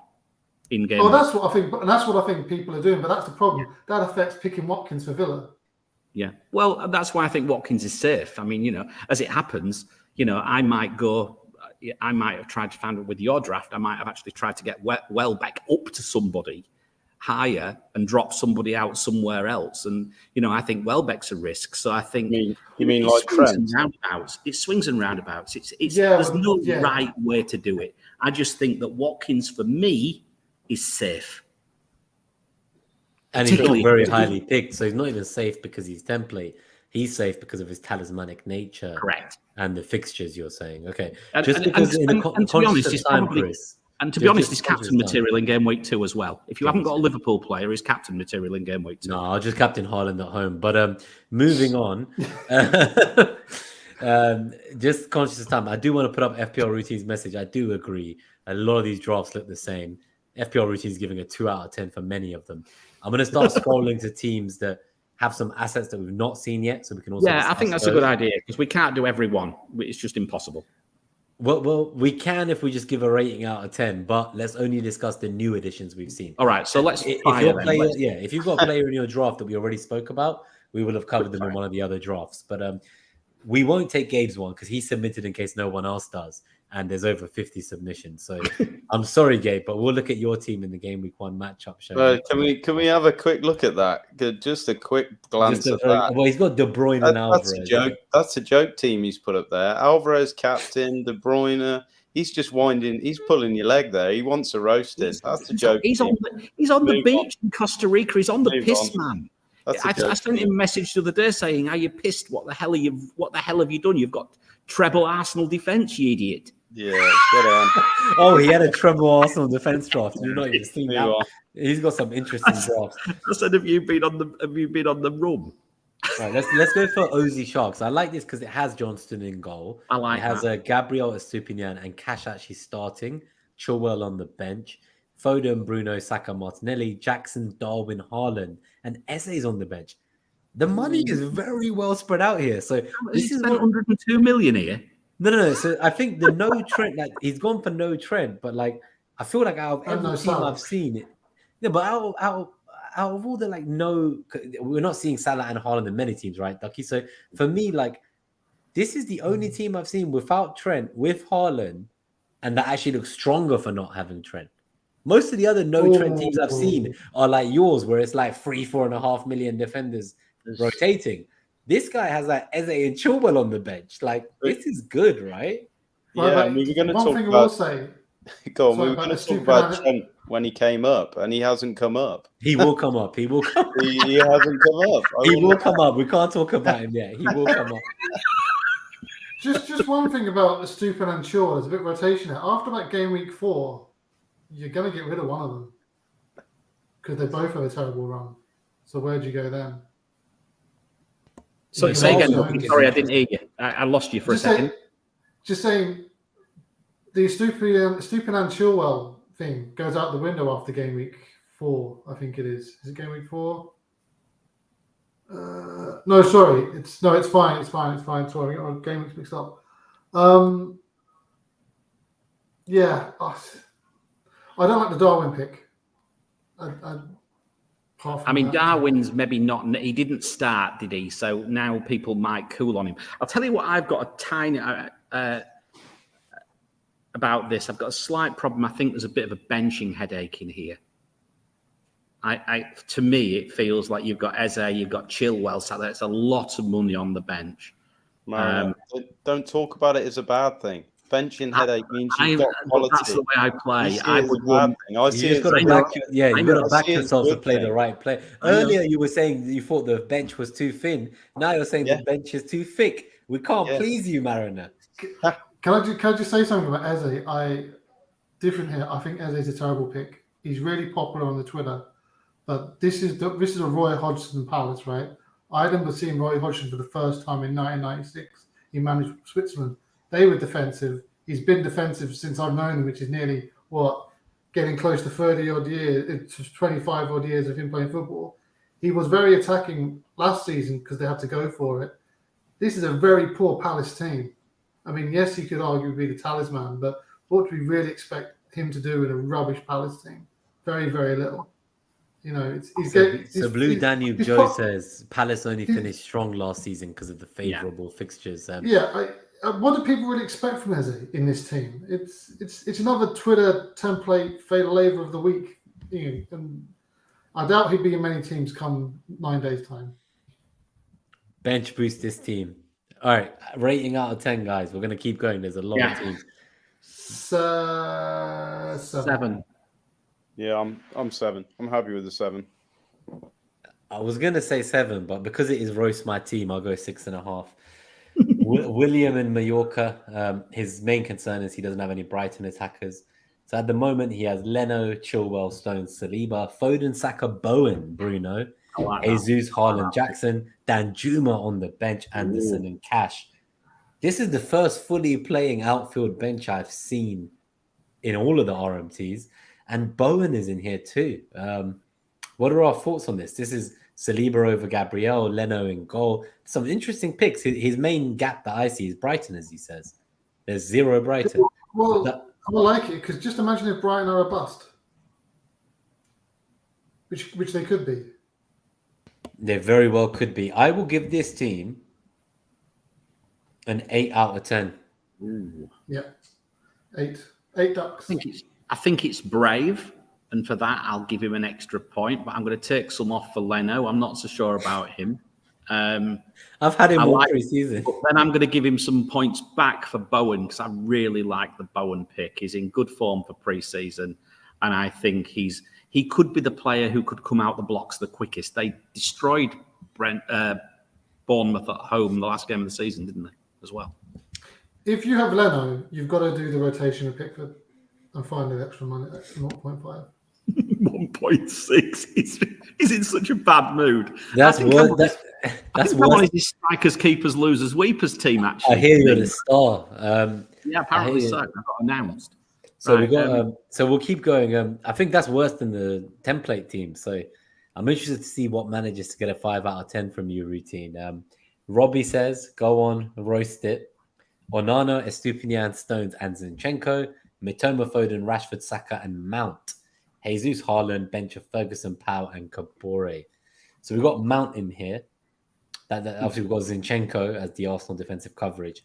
If you're going to talk about any players, I think it's really just Mount and Zinchenko worth mentioning. The rest we've seen about 100 times. Mount's definitely not worth mentioning. Yeah, I was going to say I would not be picking him personally. I can't. No, I wouldn't. 6 out of 10 because of Mount. Yeah, and to be honest, I don't know. I'm not overly enamoured on the Zinchenko pick either. I think he's not started a minute in pre-season. Yeah, and I'm not really enamoured with that pick anyway, because I'm still not sure what's going to happen with that Arsenal defence in terms of getting Timber in, all of the stuff that they've been doing. And to be honest, Kieran Tierney looks absolutely superb. If he's still there, that's the question, because he's been brilliant. He's brilliant. He could be interesting, but I have a feeling that we're going to see Timber play left back if Zinchenko isn't ready, and Tomiyasu is like the backup left back, which then kind of leaves Tierney way down that pecking order. So you got to think surely the guy leaves. I would love to see Timber play inverted right back like Zinchenko does from the left and see Tierney play wide. I would love to see that. I just don't know if that's going to happen. And I think the back line this season when we start is likely to be Ben White, Saliba, Gabriel, and Timber, with Zinchenko seeing no minutes in pre-season. That's kind of my, perspective of what I think the back line will be. I've not seen Timber in any of these drafts. The more and more I watch of him, the more he gives me shades of Saliba last pre-season, where he came in, Gabriel and White were the established centre-back pairing, and Saliba just did too well in pre-season not to play, so White got moved to right-back.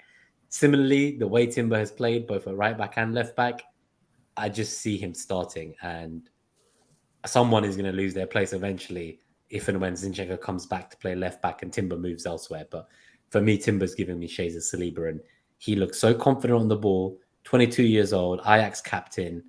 He looks very good and very tidy. I am excited. He's overthought this team, unless he's got money in the bank, because he's tried to be too clever here with the likes of Mount. Yeah, I think so. I don't see his angle. I'll tell you what I would do if this was me with that team is I would probably I could take Onana down by $500,000. I could take Ferguson down by $500,000 to Pedro, and I would up Mount to an 8, or even if I could get to Bruno at 8.5, that's what I would do, and that would be, for me, would be a lot better. I'm not just saying this because I'm a Chelsea fan, but Mount would be the flop of the season. Yeah. I'm glad that Havertz is your one that's a secret German. Mount. Oh, by the way, that's a 6. 6. Okay, let's go to Catherine's team. Generous. That was generous. So Catherine has 2 teams here. The main structure is Onana, Stones, Gabriel, Estupinian, Bruno, Saka, Rashford, Foden, Darwin, Haaland, and Kunku. And the change is that instead of Darwin and Anderson in a 3-4-3, we can move to a 3-5-2 with DRB and Mubama. I think both teams are a similar rating. It's just a straight swap between DRB and Darwin, basically, between 3-5-2 and 3-4-3. I guess Chilwell comes in as well with the money saved. But I really like this team. We see Foden in a lot of teams. I like the pick. I think I prefer the 3-5-2 with DRB and Chilwell over the Darwin pick personally. So if I was rating the team on the right-hand side, I would give that a solid 8 out of 10. The one on the left-hand side, I think that would be a 6.5 for me. Where do we stand on? Because one of my philosophies that I very rarely give new players to the Premier League in my team in Gameweek 1. I just want to see them get used to it. Obviously, someone like Haaland is an exemption. But I know that he's looked great, but I just wouldn't throw him in Gameweek 1. Just see how he gets on.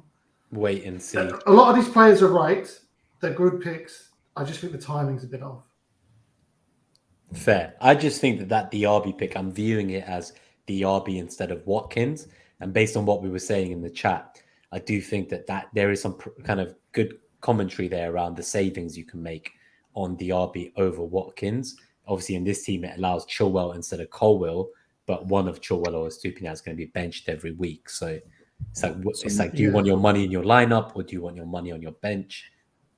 I'm keeping a real close eye. Yeah, I'm keeping a real close eye on Ramsey's fitness come game week 8 because he could really. So maybe as much as I said that Watkins, you could also potentially argue you could watch and wait on Villa with DRB and Watkins, I suppose, if you know, as well. I think it's worth bringing into the fact that I truly believe that the forward options are a lot more limited than the midfield options. So when you look at Watkins over DRB, I know it's 1.5 more, and I get that. But you can really go at multiple options in the midfield. Whereas up front, I think if you go in Villa at this stage, and if you do a Villa attacker, it's Watkins. You're holding him, aren't you? Yeah, I think so. For weeks. Well, when the Villa fans telling me Watkins over DRB, I'll go there to start with. Yeah. All right, so we've got Blue's team. I think Blue's in the chat tonight, blue-footed. This is a Salah team instead of Haaland. It's not a Tumium. So it's Pickford in goal, Gabriel, Chilwell, and Stones. Saka, Salah, Bruno, Richarlison, Martinelli, Darwin, Pedro, and then Kunku on the bench. That is a disgusting front 8 from a rotation point of view. It's a lovely front 8 on the eye, but there's no Haaland. No Haaland, then one of these players, normally, I guess, Pedro, Darwin, Richarlison, and Kunku has to be benched every week. His plan is that this is in case Kane leaves. And also in game week 3, Salah will be moved with someone to Haaland and someone. So, what are your thoughts on this one, guys? I love you, Blue, but I'm much more of a template player than you. Yeah, I think I'm going to go straight in at 5 out of 10 because if you've got Salah, you don't need Darwin for me. I think if Kane leaves, Richarlison is a good option, but I think I wouldn't go game week 1 with him either. Like I would see how that kind of plays out. I'm not convinced, and again, it's because he scored a hat-trick pre-season. But for me, I think I'm probably only going for about a 5 on that one. Yeah, I like the Pickford pick, by the way. I quite like the Pickford pick in goal as well. I don't dislike that. I think I'm probably more of a Johnston 4.5 goalkeeper than Pickford, but I don't dislike that. I think I would give that 5.5, maybe 6. So are we still convinced that it's going to be Johnston?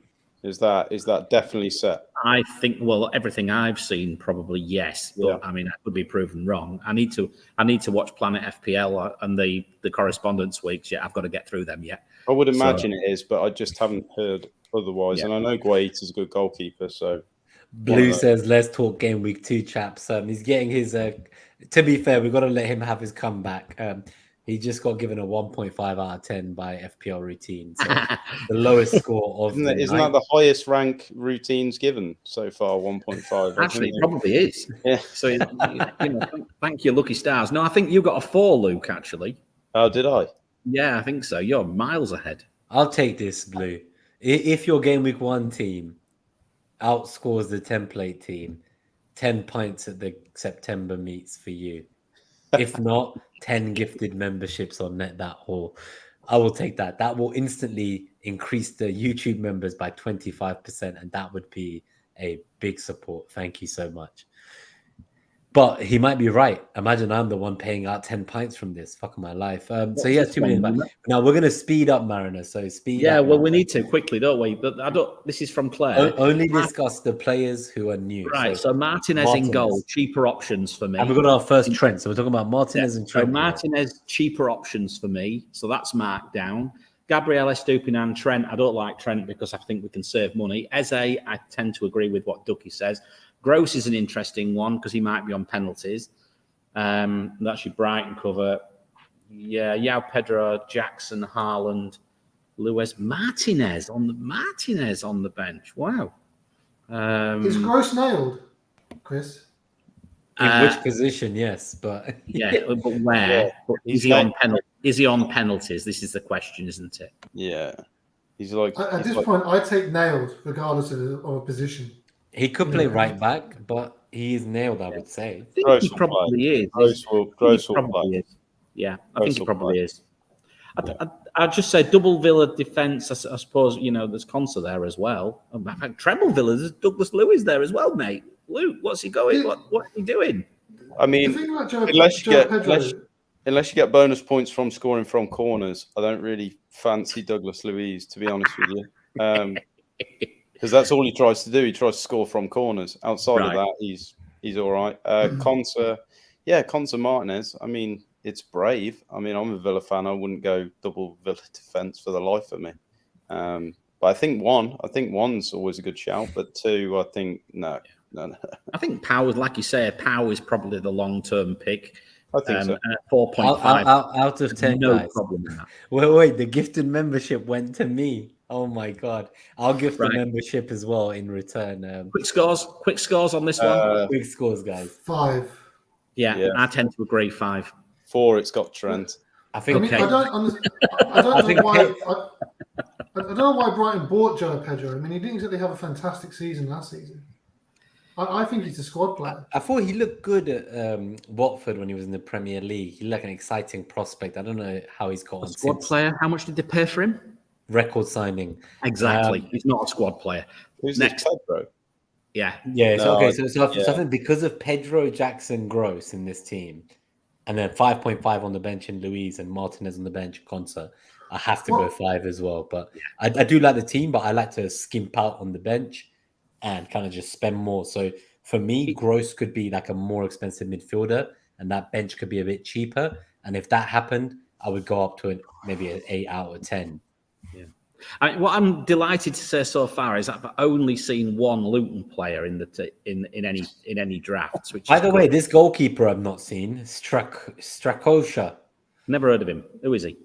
He's probably the lowest owned 4.5, is he? Is he? 4 million. I'm assuming. Never heard of him. Oh, 4 million. Sorry, 4 million. All right, Ozzy Sharks. I'm sure we've already answered one of these teams. Connor, we've already answered. William, we've seen. Some of these are. If you come backwards again, General Zod, we haven't done yet. I think some people have resubmitted. General Zod, we haven't done. 352, 0.5 million in the bank. New rules on injury time have made me want Watkins over Jesus. Keeper is still in the balance. Pickford versus Steele versus Johnston. Pickford at the moment. Estupiñán, Gabriel, Chilwell, Martinelli, Saka, Bruno, Rashford, Matoma, Watkins, Haaland, bench of Cash, Obama, Bayer. 9. I'm going to go for an 9. 8.5. What about you guys? We've seen all these players before. Just a score. 8. Yeah, if you're going Pickford, you need Leno as your backup keeper. Rotating. Instead of Arias. It's a great rotation. The idea of rotating keepers is horrible. I don't like it. It's better when one of them's Pickford. Yeah, but when you get a penalty save and 3 bonus points away at Man United and you've sat it on your bench, honestly, I've been there. It's horrible. Just don't do it. Just don't rotate goalkeepers. And the trouble is with someone like Pickford, it's when you least expect him to get returns. He goes on and gets the bloody returns, like you said. And not only that, you're rotating them for game where they're not going to get save points. That's the way you're looking at it. And they play away. They play at home at Luton. And then he has a storm. Luton get one shot on target and they score, and they get no save points. It's horrible. I can't abide it. Well, it comes down to your history, because I was very successful rotating, but it's a flip of the coin most weeks, so you can, normally go for the home fixture. Isn't that normally the way it works out? Yeah, I know what you're saying. I'll just say this. I mean, look, if you're just looking at it from a perspective of gut, then I think that's very, very difficult to do. If you've got a method in your selection, then maybe not. Let's say you looked at our metrics for NetxG against or something, and you went with Gabe's metric all the way across and said, I'm going to go that way, and you know what, be damned with it, then fair enough. I've no problem in that type of mentality. But what you don't want is you don't want to be getting into a situation where you're questioning yourself every week. You've just got to say, this is what I'm going to do. Bang, bang, bang, bang, bang, bang, bang, and just be done with it. By the way, Gusto, next team, ratings out of 10. Which one's this one? Travis. I still kind of like this Salah draft. So there's a Salah and Haaland draft, the second one on the show. Unpopular, but I think Gabriel will do more situational work this season and won't be as nailed. So they just want some reassurances from me about who will play as the centre-back pairing for Arsenal. But the team is Onana, Estupiñán, and Gabriel Henry. Salah instead of Trent, Saka, Foden, Mitoma, Mbeumo, the first double 6.5 million midfield draft we've seen. Haaland, Jesus, Colwill, Gusto, and Archer. As a Chelsea fan, Ducky, with James' injury record, if he gets injured, do we see Gusto starting? I imagine so, right? I think we do, yeah. I mean, I'd be picking Chilwell over James. Colwill, he's going to be starting game week 1. Pochettino's almost pretty much said so, regardless how long he's going to keep that position. They've tried very, very hard to give him a new contract to keep him, so he could be a great 4.5. Question is, how good are we going to be defensively? As Chris has said, and everyone knows, we're a bit of an unknown, really. We don't know what they're going to be like. The thing about Salah, it's the wrong time to get him.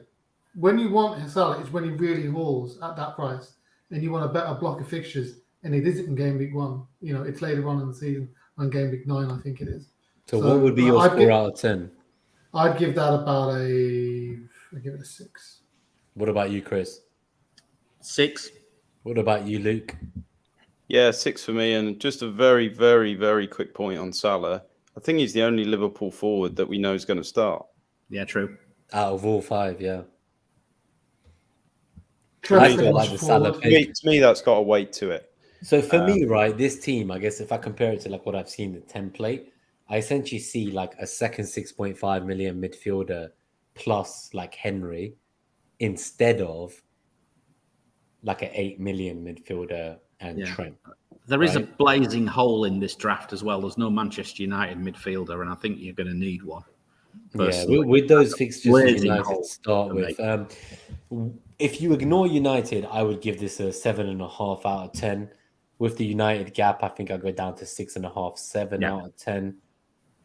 In terms of the Arsenal centre-backs, just to quickly answer that question, I don't know about Gabriel being more situational, but I do worry because Kivior's looked very good in pre-season. He can play left centre-back. He can play left-back. And I just think that you're going to see Pep levels of rotation in Arteta's back line this season. I'll put my neck out on the line and say that. I think that the fact that kind of Timber can play left back, right back, Tomiyasu could play left back, right back, White could play right back, Tierney's there still. There is Kivior's there. If you look at kind of Arteta's signings since he joined, he's very rarely paid anything for forwards. I think Jesus and Trossard are the only forwards he's bought in nearly 4 seasons. Obviously, he's done well with academy talents who've done very well, and maybe he didn't need to spend as much in attack, but Arteta spends a lot on defense. And I genuinely believe you're going to see Pep levels of rotation in that back line. I've got Gabriel in my current teammate, but I do think Saliba's the more nailed of the two long term. Just I just one don't point, think it's Neil. enough of a worry to not go Gabriel. Just game week one point I would just say, are we buying Arsenal defenders because we are frightened of the EO of Arsenal's defence more than we are expecting clean sheets? Yes. Probably. I'm not. I think I dropped one. I dropped mine. So Yeah. I think And that's the only reason I'm holding. To be honest, Ducky, that's the only reason I've got Gabriel. I had Saliba, but I moved to Gabriel. But that's only because I'm just expecting maybe a slight more goal threat. But, you know, to be honest with you, I genuinely, he's the first player to fall off my draft. If I want to save some money in defence, he's the first one to go. taking Trent out of the equation because he's kind of a different player. I never worry about a defender's EO because their ceilings are often a lot lower than the EO of a midfielder or a forward. I'm not talking about him as a defender. I'm talking about the Arsenal defence EO. When you include like Ramsdale and every other defender that's been picked. Mm. Like even owning one, you're probably going to gain nothing unless they get an attacking return. That's exactly it. It's nothing more than a cover, is the point. I mean, Chris, you made a good point about no United. I'm sorry, just say I think it's what we're sort of seeing here. Look at these teams. I think it's really important to get a piece of the action from nearly all the big teams. You can't go about no City or no United or no Arsenal or no Liverpool. You've got to get one in from every team because they may be the one. I mean, look, I see what you're saying. I mean, the surf move is to cover the best teams across the pitch, right? This is the safest way to start the game. I just think that Gabriel or Arsenal's defence are probably the easiest ones, apart from EO, to drop. Personally. So I don't want to quote like voodoo metrics, but I remember seeing a thread from Big Man Bakar, and it was basically like the first 7 of the 8 opponents Arsenal face concede the most from set pieces. And when I look at Gabriel and his underlying numbers, he got 3 goals from almost a 5 XG last season. He has 8 goals in the last 2 seasons. He scored the most goals from a centre-back in the last 3 seasons. I think pretty much every set piece goes to him. And if you're looking at like clean sheets, okay, I expect there'll be a few. I still think Arsenal are one of the better defenses in the league, despite the kind of the second half run-in with Saliba out. With Saliba back, and with the addition of Rice, personally, I am going to have an Arsenal defender. And the only reason I wouldn't is if I had triple Arsenal attack. Now, let's go to the next team, FPL Black Dragon Dom. It's got double bright. He's actually the first 4-4-2 I think we've seen. It has Steele and Estupinian, double price in defense, Gabriel, Stones, Chilwell, Salah, Bruno, Saka, Mitoma, Haaland and Kunku, Anderson, Obama, and Bayer. So this has a Salah and Haaland team. Personally, I felt that the 4-4-2s that have Salah and Haaland have been more balanced than the kind of the 3-4-3s or the 3-5-2s with Salah and Haaland. So I do like this team. I don't like the Brighton double defense, but I would probably give this team a 7.5 out of 10. What about you guys? Probably 6 for me. I think probably a 6. I It just doesn't feel seem very flexible. No, it doesn't, and I tend to agree with you there, Ducky. It doesn't, and I think just looking at this again, the double Brighton defence, well, they probably more of an unknown than anything, particularly if they lose their midfield, which is they're trying the best for that not to happen. But if they do, that completely kiboshes it. I think a 7, 6.5. I'm being kind. All right, quick fire. What about you? The first team with Mitoma, is he nailed? Mitoma? I think that's the first team we've seen with Mitoma in, actually. No, I've seen a few. There's been a few. Yeah, he's in a few. There was a Mitoma and Mbeumo team. I think he's pretty nailed. Whether he returns or not. We're going to go to the next one, FPL Baggers. We're going to really go for quick fire. What's his team? I can't see it. I can't even read it. Flecken, Shaw, Tarkovsky, Estupinian, Saka, Foden, March, Rashford, McNeil, Jesus and Haaland, Chilwell, Baldock, Mbeumo. So in this team, we have McNeil, we have March instead of Mitoma or otherwise. And we have Tarkovsky as a third defender rotating with Chilwell. Flecken in goal. He's been listening to me, hasn't he? Because he's got Solly March in there. Yeah, I think Solly March is another one of those players who we've not seen him really appear so much in pre-season. So I'd be a bit concerned just minutes. We've had this conversation though, haven't we? But I mean, of course, we need to keep an eye on that. That is an important consideration. but March potentially has a heavy involvement. He's on set piece. He's more of an assistant, more of a creator than a finisher, but it will be involved. McNeil is possibly, although Dan Juma might have something to say about that, is about as talismanic as you can find for Everton right now, given Dyche Ball, although they don't do much, but he's involved in pretty much what they do. I quite like the structure here because you can see that there's a number of price points covered off. I don't hate it, guys. I don't hate it. I like Chilwell sat on the bench waiting to come in game week 3. I think I'll give him a 7.5. That's what I would suggest. What about you? Yes, 7.5. Creativity. Well, Yeah. Double Everton's a bit risky, but he's following the fixtures, which I don't mind. Yeah, I think he is. And you can see the Tarkowski pick. That makes sense. I've no problem in him playing. I could see McNeil actually being if it comes off, it could be a really shrewd little pick. What about the Brentford goalkeeper with kind of the changes there? I think it's very dependent on how they set up, isn't it? I mean, the reason, and this is where you really need Gabe for this, but the reason that Brent did so well last year is, with respect to the goalkeeper, is because they were getting lots of shots. He was saving lots of shots, but they were relatively low XG shots. So that meant that his save points actually went up quite well. And therefore, so basically they were just not good chances. There were just lots of shooting from outside the box from memory, from what Gabe said. So maybe if that continues, then Flecken's a very, very good option at 4.5 million. I'm going to go for a 7 out of 10. I think we need to keep going. There's a lot of teams. Luke, you're going to give us your score for the next one first from Alex Volo. Yeah, okay. You can't beat this shit. Edison in goal. He somehow had the review team before review released. Edison, Holding, me and Pinnock. Brownhill, Neto, McNeil, Ayew, and Bailey. Vegas, Captain, and Lukaku. That was last year.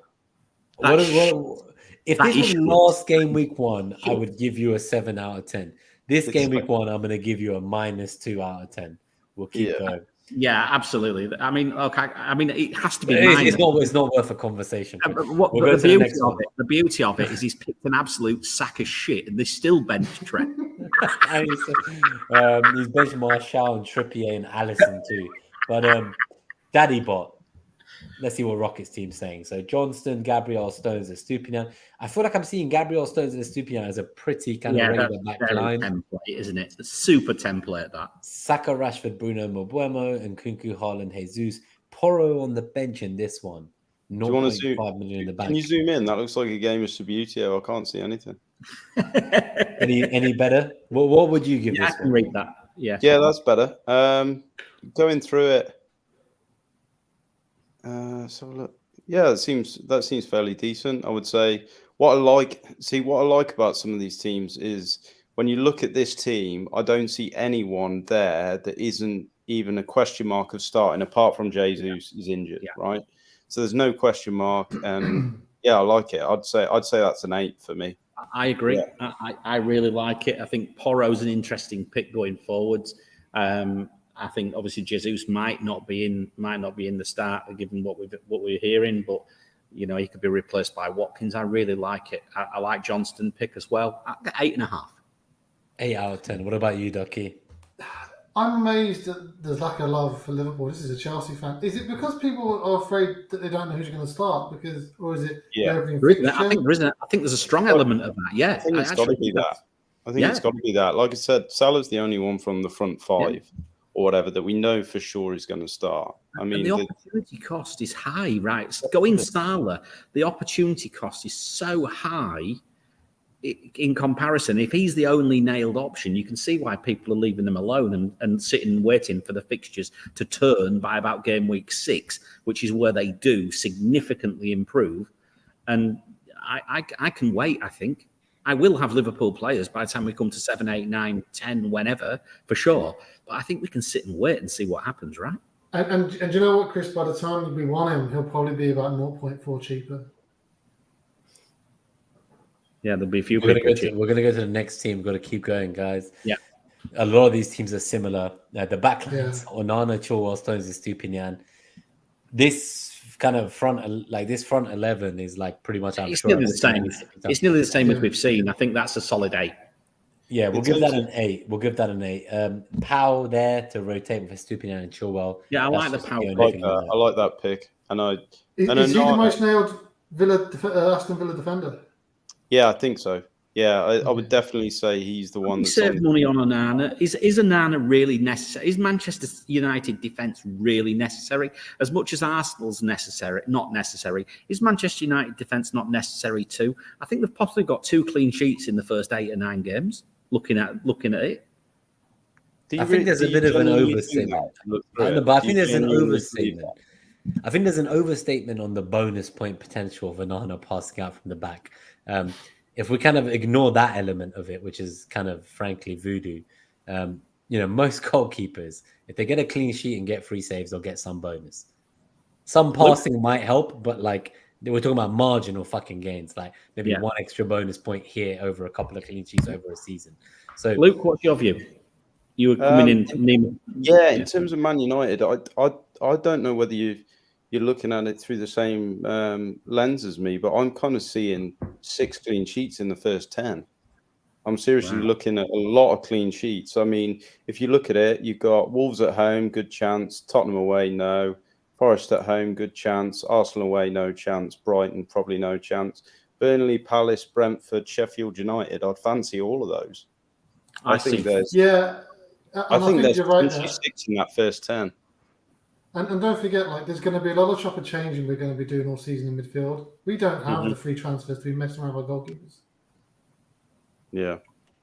I'm happy enough with Onana. Gabe's NetxG against, look, if you can see it. I don't know if you can see that. It very barely, but yeah. Yeah. So I'm trying to zoom it up. You can see there, Manchester United, 0.65, 0.36. They're very good. Game week 1, game week 3, game week 7. Where do your 2 out of 8 come from? That's what I agree with Luke. Yeah, I'm thinking a much higher number. I'm thinking there's 6 out of 10 if you take the first 10. I don't see that. These are ones. These are not. These are very good numbers. These numbers here, 0.63, 0.36, 0.65, they're very good. I changed my mind. I'll say 3, not 2. But what you're also looking at is a fully fit Man United. You're looking at a fully fit Man United. Varane fit, Casemiro not got a red card. Fit Man United defense. Martinez not Johnny Evans at the back. Potential. What can go wrong when you got Johnny Evans at the back? Yeah. Well, the other point on Onana, will he be a bonus point magnet with all these passes and sweeper keeper and all of this that's going on? Is that part of it? Possibly. I mean, he is cheaper than Shaw, which is obviously the attraction, and I can see that. And he's actually in my drafts. I'm trying to actually argue against him, even to try and save myself $500,000, if I'm honest with you, because I would love to go to Johnston, but at the moment, I'm still on him. Don't think you can't be too tight. Are you brave enough to go Johnston? He's like 1.4% owned or something. No, I really like Onana. I'm just going to put it out there. I think I saw some numbers. Obviously, it's very selective, but if you kind of remove Man United's away games against like the top 6 or top 7, where they let in most of their goals, in the kind of following 29 games or so, they barely conceded. It was below an average of like 1 goal a game. So I think United, especially at Old Trafford, playing at home, they're going to strengthen. I think they've had some great new signings. I think Holland's going to sign as well. I think they're going to be a different team. I don't think Ten Hag could implement his positional play last season, not with the goalkeeper he had. Nima, I can see who's coming next. I think we need to roast. Yeah, well, that's the one after. We've got to do William, Arsenal, William. I was going to say, I just saw who's going to come, and I think there's about time. I think someone who's been rather aggressive in the chat might get his comeuppance in a minute. I don't know. So just William's team. It has Watkins in the starting 11 in a 3-4-3. It's the first one we've seen. It has Pickford in goal, and it has Braithwaite starting over Chilwell. Personally, I just see Everton conceding, even if it's at home against Fulham. And I would not own Chilwell if I didn't start him. I cannot comprehend any of the drafts I'm seeing with Chilwell on the bench. I'll be perfectly honest. I would just start him if I had him. I'd probably get him and start him. So that's just me. He plays like a left winger. You're the kind of Chelsea fan. I'm playing Liverpool. Correct me if I'm wrong. Yeah, goals for fun. Exactly. Liverpool because he goes for fun. But correct me if I'm wrong, Ducky. But like I see Chilwell is playing very advanced, like almost like a left winger position. And in a recent interview in the preseason, he literally said that Poch has asked him to get as high up as he can up the pitch. So I just cannot comprehend how you could own Chilwell and not start him. Personally, I'm seeing him on the bench on so many teams. I think it's because purely at the minute with Chelsea, you're getting him for the potential attacking return because Chelsea aren't going to keep a clean sheet. I don't have Chilwell in my team, I do, but I'm not starting him against Liverpool because It's going to be a 0-0 draw, Ducky. It's going to be a 0-0 draw. It's always 0-0. So pessimistic. I mean, it makes sense because no one's going to want to give away Gameweek 1 game. I mean, what's wrong with this is the double Everton. I would swing that out for sure. And again, you could play Chilwell, couldn't you? So what would you give this score? Yeah, what would you give this score? I'll knock him down for the double Everton, but I still quite like it. So it's a 7. I think in that team, if you're not investing in Liverpool, you've got to play Chilwell and play the odds that Chelsea get something out of that game. It's not like you've got Trent and Chilwell or Salah and Chilwell. I don't like the Everton double. I bringing this back to Rashford because you just mentioned United signing a striker. If Rashford, I think a lot of people want Rashford because he's going to play up front. If he goes back to the midfield, does that make him a better or a worse option? I think better. I think he himself has said he prefers coming in off the left. It's a bit like Martinelli. Like when Martinelli's played centre forward, I don't think he's as good playing with his back to goal. And when Martinelli is able to run at the last defender and break through the lines, I prefer seeing him cutting inside from the left wing. And with Rashford, I feel similar. One thing I will say about United, and maybe this will change, and Gabe has a point. He says Rashford's XGI might drop, considering the Holland signing. Holland and Mount could create more. I think last season, I don't mean to be offensive, but essentially I felt like at times it felt like United were playing Route 1 football, and the only opportunity they had was to get the ball out to Rashford. It was like almost like a one-man team. I don't care what anyone else says, but I'm pretty sure Casemiro was the second highest goal scorer at some point. And if you look at like Liverpool and City and Arsenal, there's never going to be a world where Rodri, Partey, or Fabinho are the second highest scorers in those teams. They played on the transition, and Rashford was relied on through individual brilliance to return. So the question is, will Rashford still be the guy who everything goes to? Are they going to rely on his individual brilliance? Because at the end of the day, Holland's a fantastic signing, huge potential. He's 20 years old, though. He had 9 league goals last season. Is it that despite him playing centre forward, it just gives Ten Hag a way to do his positional play better? And is it actually Rashford is still the main man? He's the one they're targeting, right? So that's my kind of opinion. If you had to pick one, considering that Bruno's 0.5 cheaper, which one do you go for? Bruno. You pick Bruno. Yeah. Well, I've only got one at the moment. I've got Rashford. If I had to free up the money, I'd probably move to Bruno. Yeah. I think what I looked at when we looked at those numbers for the forwards, on the basis they're very, very close together. With Rashford's more of an attacking goals than assists, but I think actually you'd, on balance, go with Bruno over Rashford if you were only going for one. Would be anyway. Let's go to Routine's team, FPL Routine. Onana, Gabriel, Estupinian, and Baldock. Colwill and Bayer on the bench. We got Martinelli, Bruno, Salah, March, and Saka. Wissa and Haaland. Mubama on the bench. What are we rating this one? I really like this. I don't know. Baldock at home? Baldock? I don't have a major problem with Baldock. Is there any money in the bank? I don't know whether I would start a defender, a team coming up out of the Championship in Gameweek 1, even at home. Personally, I wouldn't do that. I like the March pick. Visser, first time. That's an interesting one.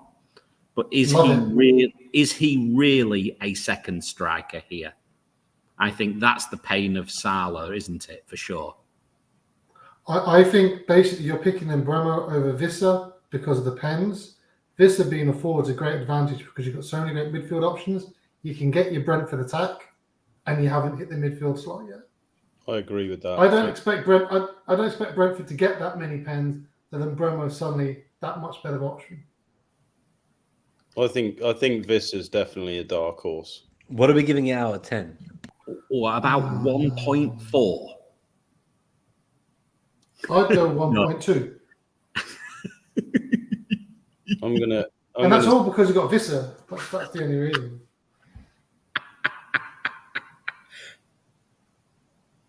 I think. Look, I'll give him a proper rating. I'll give him a proper rating. I don't like the Baldock pick.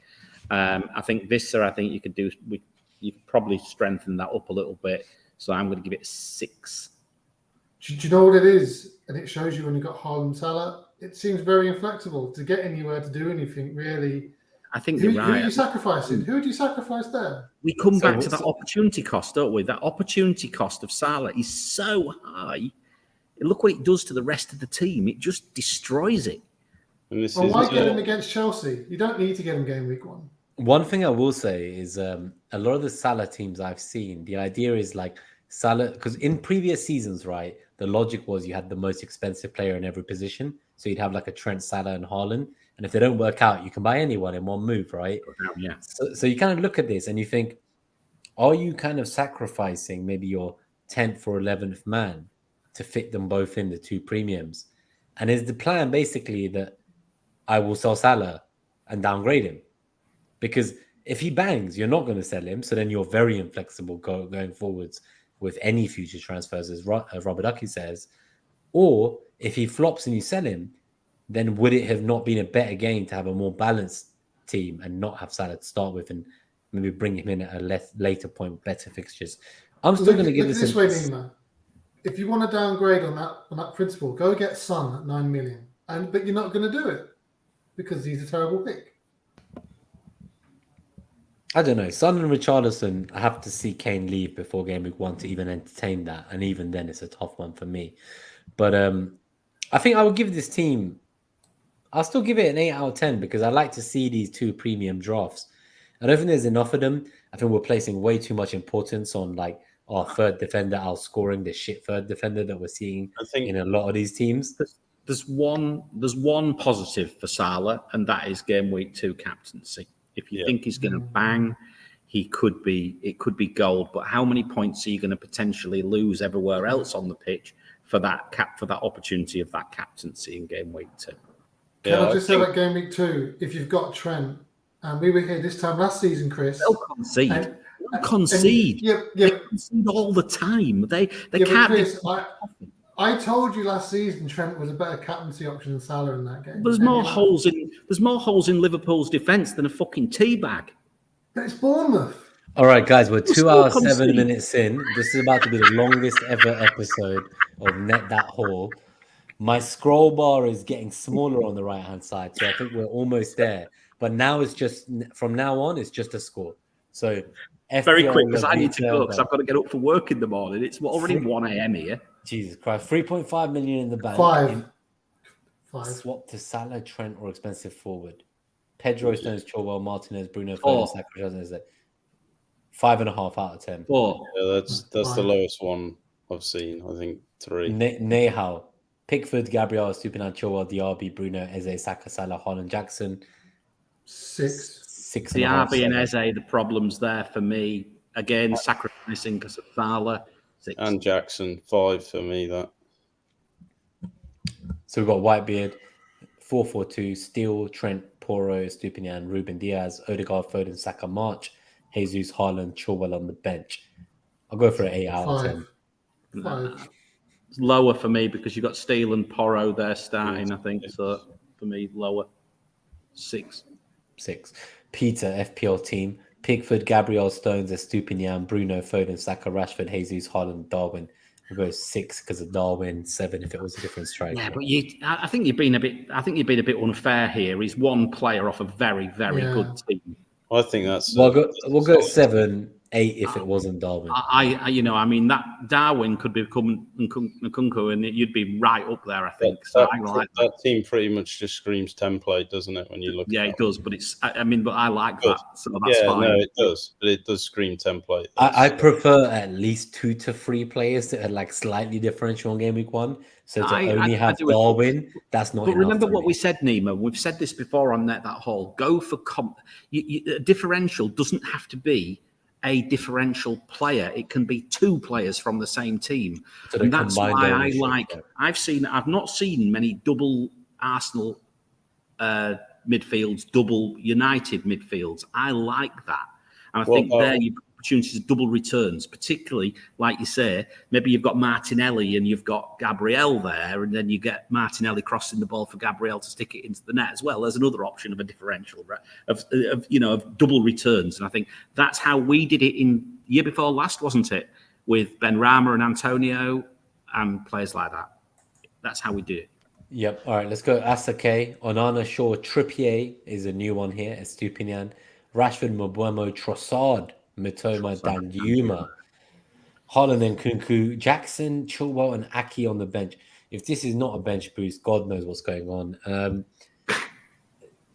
I would play Jackson over Danjuma. I'll play Chilwell over Shaw instead of double United defense personally. I like the team in general. If you think Liverpool are shit to defend, Liverpool can't defend, play all three. Go for it. But like one Arsenal player and it's Trossard, who might not even start, I'm giving this a 4 out of 10. It's weak. I agree. It's not very good. All right, next one, Simeon Astrala. We'll get this one to Luke. Flecken, Gabriel, Aki, Estupinian, Bruno, Rashford, Saka, Grealish for the first time. Haaland, Jesus, and Darwin. And the bench has Henry, Anderson, and Baldock. What do you give this out of 10? That's the first mention of Ake, so I say that's a Guardiola replacement. So I think Ake you can kind of bust away. So that's the only issue there. Grealish, well, ex-Villa. Oh, don't even go there. No, Grealish. Blow him out. No, I'd just change him to Foden and be with everybody else. Don't even bother. Is he your Harvey Barnes? Is he cheaper? Is he your Harvey Barnes? He is. Is he cheaper? Yeah. You got a good price. Guys, out of 10 though. Out of 10. We need to keep going. 7. How cheap is Grealish? Is he cheaper than Foden? I think same price. Oh yeah, I wouldn't pick him on principle anyway. But Foden as well. I'd probably go Foden as well. 7 for me. Yeah, 6. 6. Yeah, 6-ish. 6.5. I just don't get the double. I just don't get the double United midfield. I just don't. Everyone loves it. I don't get it. Yeah, I don't hate All right, it. FPL Wrangler, Onana, Estupinian, Stones, and Gabriel, Bruno, Rashford, Saka, Mitoma, Haaland, Jesus, Darwin. We're seeing a lot of We've seen a lot of picks. this. You know what's funny? This You know is what's one player funny? on a good team. All of these teams were before Darwin got benched today. So the question is, do you think he's getting rested to stay fresh, or do you think that it's just a risk? He had a great preseason, but he had a great preseason last year too, and it didn't really work out. I think there's just so many up there. We don't know what they're doing. I think it's very, very difficult. And he's crap. Well, yes. I wasn't going to say that, but yeah, you could argue that. I'm going to scroll to the next team. It's going to improve. What do we think on that one? I would say to. 7.5. Yeah, similar. Yeah. Similar. Yeah. Next. Quick. Let's go. Hurry up. I need to get up in the morning. Quick. Nothing different there, really. It's a similar, but it's a 4-3. It's a 3-4-3. I think Jackson's the difference there, isn't he? Onana, Chilwell, Estupinian, Stones, Rashford, Martinelli, March, Salah. The Salah, Alvarez. Interesting. There's an interesting pick. But there's no Haaland here. So he's gone with a single premium, but he's gone with Salah instead. It's more balanced in some senses, but the issue is, I just think that, are we asking for trouble just going Alvarez? I think you probably are. That's playing with dynamite, that is. It is, isn't it? Yeah. It kind of screams, where's the money gone? I think the De Bruyne injury, when we heard that he might miss the start of the season, exactly. Alvarez was a bit more interesting. But with him having made the bench so quickly a few weeks ago, I'm not so convinced with this team. You just don't. You can't go Alvarez. I don't think. For me, right, in terms of Brighton players, I'm like waiting for the standout budget player to show themselves, and they really haven't in preseason, like a Enciso or a Pedro. I'm not sure I'm so convinced on the March and Mitomas and the Welbecks of the world. Even speaking of that Androne, it looks pretty blooming useful at 5 million as well, and he's Brighton. I mean, they're just. It's crazy. Yeah, so who knows where they're going to go. So what are we going to give Andrew Dale? He's got 2 million in the bank, by the way. What are we going to give this team out of 10? I'm happy, despite the Haaland missing pick, I'm still going to give this a 7.5, 8 out of 10. But why 2 million? What's the reason for having 2 million in the bank? I don't understand. It's too much in the bank. It doesn't give it that 2 million can't go Can't Like, really I would rather that was, let's say, I mean, March. March could become Was like Bruno. a big March could midfielder. become Yeah. Bruno. March could become Bruno for that. All right, let's Yeah. keep going. YC Yang, triple 6.5 million midfielders, which are nailed.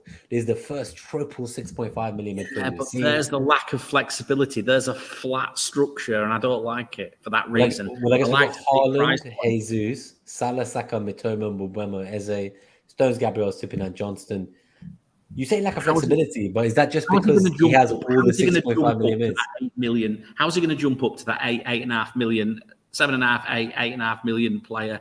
He's going to pop off. Easy. Just sell Jesus to like João Pedro if he starts and upgrade one of the shit 3.6.5s that doesn't work out, and you've suddenly got an 8 million midfielder. Yeah, that's 2 free transfers. Yeah, game week 3. Is he going to take a hit?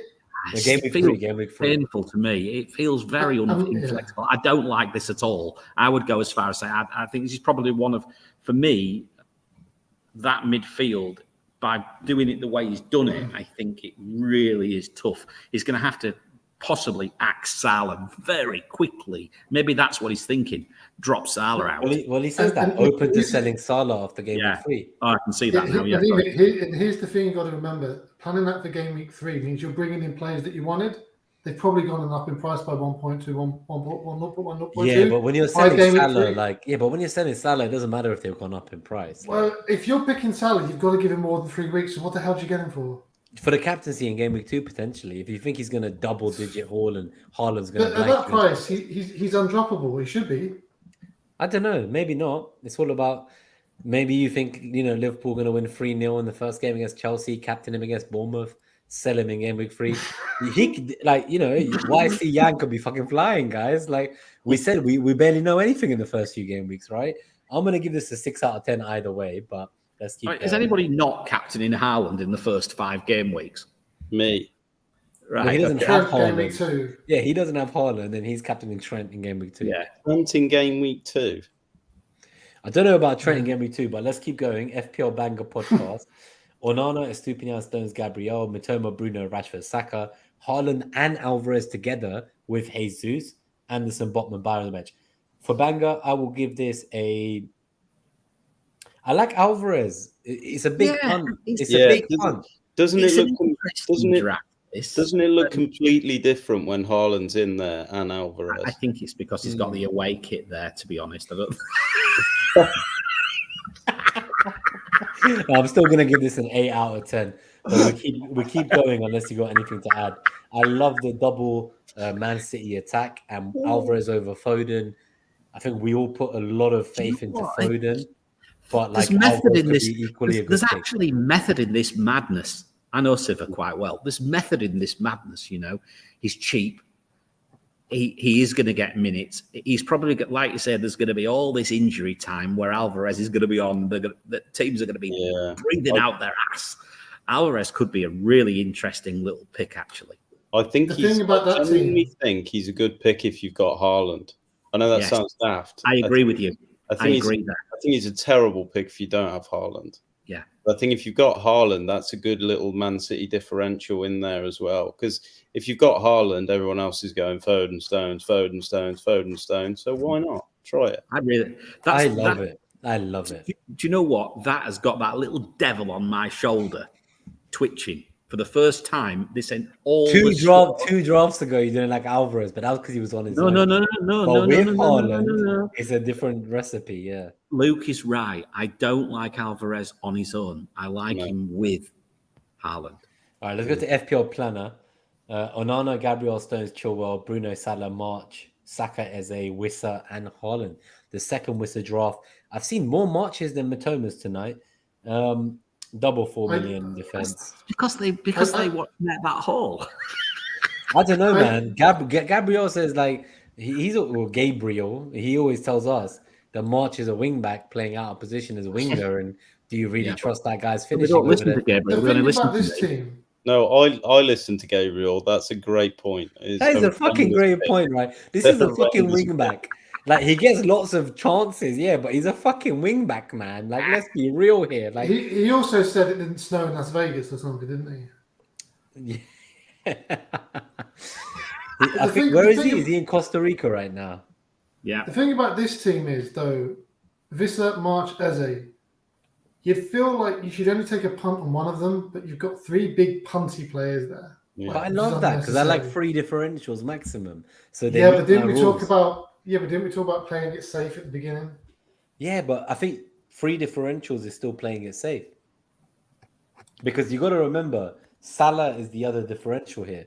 So those 3 players you mentioned, I wouldn't look at it as those 3 players. I wouldn't look at it as like Eze, March, and Wissa.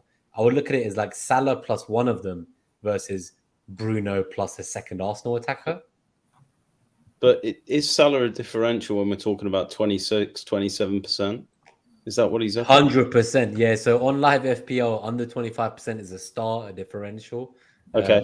Yeah. So like under 20, and if you captain him in game week 2, captaincy under 125% is differential. So if you've got Salah and you're going to captain him, even if he's 30%, it's just like slightly over differential. I know normally people think of differentials like under 10%. I know what you mean, Luke. I totally get that. But in general terms, like Salah at that price at 30% or below, that is like if he fucking returns and you, especially if you captain him in game week 2 and he outscores Haaland, Jesus Christ, like you're flying. So I really like this team from Planet, but I just don't like the March pick. Everything else I don't mind. It's just the March pick for me that kind of Well, what on the Eze as bench. well, but we spoke about that. So you're saying Trent is a differential as well? Yeah. For me, even having a Liverpool player is a differential right now. Just having one. Whichever one it is. It's a different question altogether. We're not going to get into it, but we're looking at these Game Week 1 squads. How far in advance people are looking with these? Because sometimes it's not very, and others we're probably marking down low, but they're looking 5, 6, 7 weeks advance. You know, they're planning to not burn their wildcard, whereas some of these teams we've seen, they're very open to maybe wildcarding in game week 4, game week 5, right? Ducky, I can guarantee one thing: there's only one person that's looked 18 weeks in advance, and that's you. Yeah, that's just Ducky. Okay, out of 10, out of 10. To be fair, to have the commitment to look that far ahead is awesome. Because that is awesome. That's too scatty for me. I can't focus more than 5 He's weeks. an addict after our own hearts. But what do we give this out of 10? What do we give this? This is 6. I'll go 7. I agree with Ducky. Too punty with too many of them. Yeah, Cool. 6. All right. S. Scott is M. Onana, Stones, Gabriel, Stupinian, Bruno, Bowen, Saka, Mitoma, Jesus, Haaland, Darwin, Chilwell on the bench. I'm going to go 6.5, 7 out of 10 here. I don't like having Flecken and Onana. That seems overkill. I barely like rotating goalkeepers, let alone a 5 million, a 4.5. That's just, for me, that's just money lost. West Ham have shocking fixtures. Like I know they've got Bournemouth, Luton, and Sheffield United in the first 9 game weeks, but apart from those 3 fixtures, it's just god awful. You know, it's not the right time to be going in for West Ham players. Sorry, I'm just replying to the chat. FPL Baggers, we have done your team somewhere earlier in the episode. I think it was quite early on, but I don't know if we were still kind then or if we were more roasting. But I'm sure some people weren't. But this one's I mean, obviously the Darwin issue. I like the Bowen pick. I don't, and again, he is quite talismanic with respect to West Ham. He's heavily involved in things, and he's cheap. So I don't, you don't expect a return every single week for him, right? So I don't hate that. I just think Darwin was the weak point there. I think. I understand he's cheap, but for so many decent midfield options, he's taken up a valuable spot regardless of his price. Yeah, totally. I think we are like this. Is definitely the longest show we've ever done. 2 hours 23. I'm literally flagging now. So I thought the scrolling was getting to the end, but that little bar on the right looks like there's still a lot more teams to go. Christ almighty. So I think, Chris, let's give it 5 minutes till we get to 2 hours 30 and we will get out of here. But in those 5 minutes, let's just give scores now because I think most teams we've seen have the same players. All right. With some slight variation. 22 a minute for the next 5-7 minutes. Go. 2 a minute, 30 seconds each. Pickford, Saliba, Stupinian, Chilwell, Powell, Martinelli, Eze, Bruno, Rashford, Son, Watkins, Haaland. I give this one a 8 out of 10. 7. I quite like the Son pick, but I'm not 7, quite sure. yeah, I like Son as punt. Yeah. 7. So that's Tanya's team. It's a bit punty, so I give it a 7. FPL Pharmacist, 442, Flecken, Trent, Estupinian, Gabriel Botman, Salah, Martinelli, Foden, Mitoma, Holland, and Kunku. 8. I think I was going to say 8, but I'll say 7 just because Botman has to play every week, basically. Yeah, I think so. Yeah, 6. Hate the Botman pick with no flexibility. FPL Rover, Jota or Watkins for Game Week 2 captaincy. Onana, Gabriel, Stones, Chilwell, Martinelli, Saka, Bruno, Diego Jota, Richarlison, Holland, and Watkins cash on the bench. I will go 7.5 out of 10. Minutes risk, Jota, Richarlison for me, slight problem. Obviously, it might change. They both could be gold, by the way. It could be amazing, that team. I just don't know yet. I love it. It's got a piece of all the pies. I'll give it a 9. It's the first team that has one of every team, right? I give it a 7. Preloaded. But I'm only giving it a 7 because I don't know what's happening at the start of the season. Yeah, FPL Scouser. Could increase if Kane goes, right? I bet nobody has this team. Onana, Stones, Gabriel, Stupinian, Saka, Mbeumo, Odegaard, Bruno, Everyone's got Rashford, that team. Holland. I'll Everyone's give got it an 8.5 out of 10. That's template. Template as it is. We've seen it 10 times today already. FPL Bojack horses, a duck lens in the Mariner sounds like a carrying novel. Onana, Estupinian, Trent, Chilwell, and Ciso, Diaz, Rashford, Odegaard, Haaland, Watkins, Ferguson, Zuma on the bench. Diaz minutes risk, Ferguson minutes risk. Too many question marks. Too many And questions. Ciso and Ferguson with Diaz, So 6.5, 7. Too many questions. I love the DS pick. I'll give it a 7. but in comparison, when you combine Diaz with those others, with the other minutes risks, it's risky. All right, FPL Noodles. Onana, Chilwell, Gabriel, Stupinian, Martinelli, Saka, Rashford, Bruno, Jackson, Haaland, and Kunku. First team we've seen with double Chelsea strikers, double Arsenal mid, double United mid. For the creativity, I will go for an 8 out of 10. Yeah, it was the Sheffield United defender who was actually a bit of a monster as well. He's on the bench. It's the first time I've seen him appear yet. What's his name? Nima, what's his name? Kaboro. No, the Sheffield United defender. What's his name? There isn't one there. That's Palace. He's playing against Sheffield United. Is it? No, he's. Oh, am I blind? Yeah, you are playing. It's Hamada. Well, He's playing against Sheffield United. It looked like a Sheffield United. Mate, it's 2:00 in the morning. I need to go to bed. Just go for that. The double Chelsea attack is a great choice after game week 1. Really. Yeah, I agree. Yeah. Well, in fact, what's wrong with it in game week 1 against Liverpool? The shit. Let's keep going. Let's keep going. And the toffee. Luffy, Aditya, Flecken, Chilwell, Gabriel, Stupinan, Eze, Saka, Salah, Bruno, Diaby, Jackson, Haaland. Variation of many of the teams we've seen. I'll go 7.5 out of 10. 6. 7. It's a bit like the Morecambe Wise sketch. He's got all the right players, just not at the right time. You know, it's I like it though. It's like Jackson instead of Watkins, Diaby instead of a second Arsenal attacker. I really can't see this Jackson pick. I mean, if you got 0.5 extra, you got to go in Cuckoo. Yeah, I mean, I agree. I just can't know. Right, Ujan, Gosh, Onana, Estupinian, Stones, Chilwell, Mitoma, Son, Foden, Saka, Rashford, Darwin, Haaland. Darwin's a problem there. That's it. Second striker, Darwin. Son, you could argue you could save yourself $500,000 and go down to Bruno and really attack that fixture. But I mean, Brentford away maybe is not that easy for Spurs. It's 7 out of 10. I don't understand why you go Son when Madison's 7.5.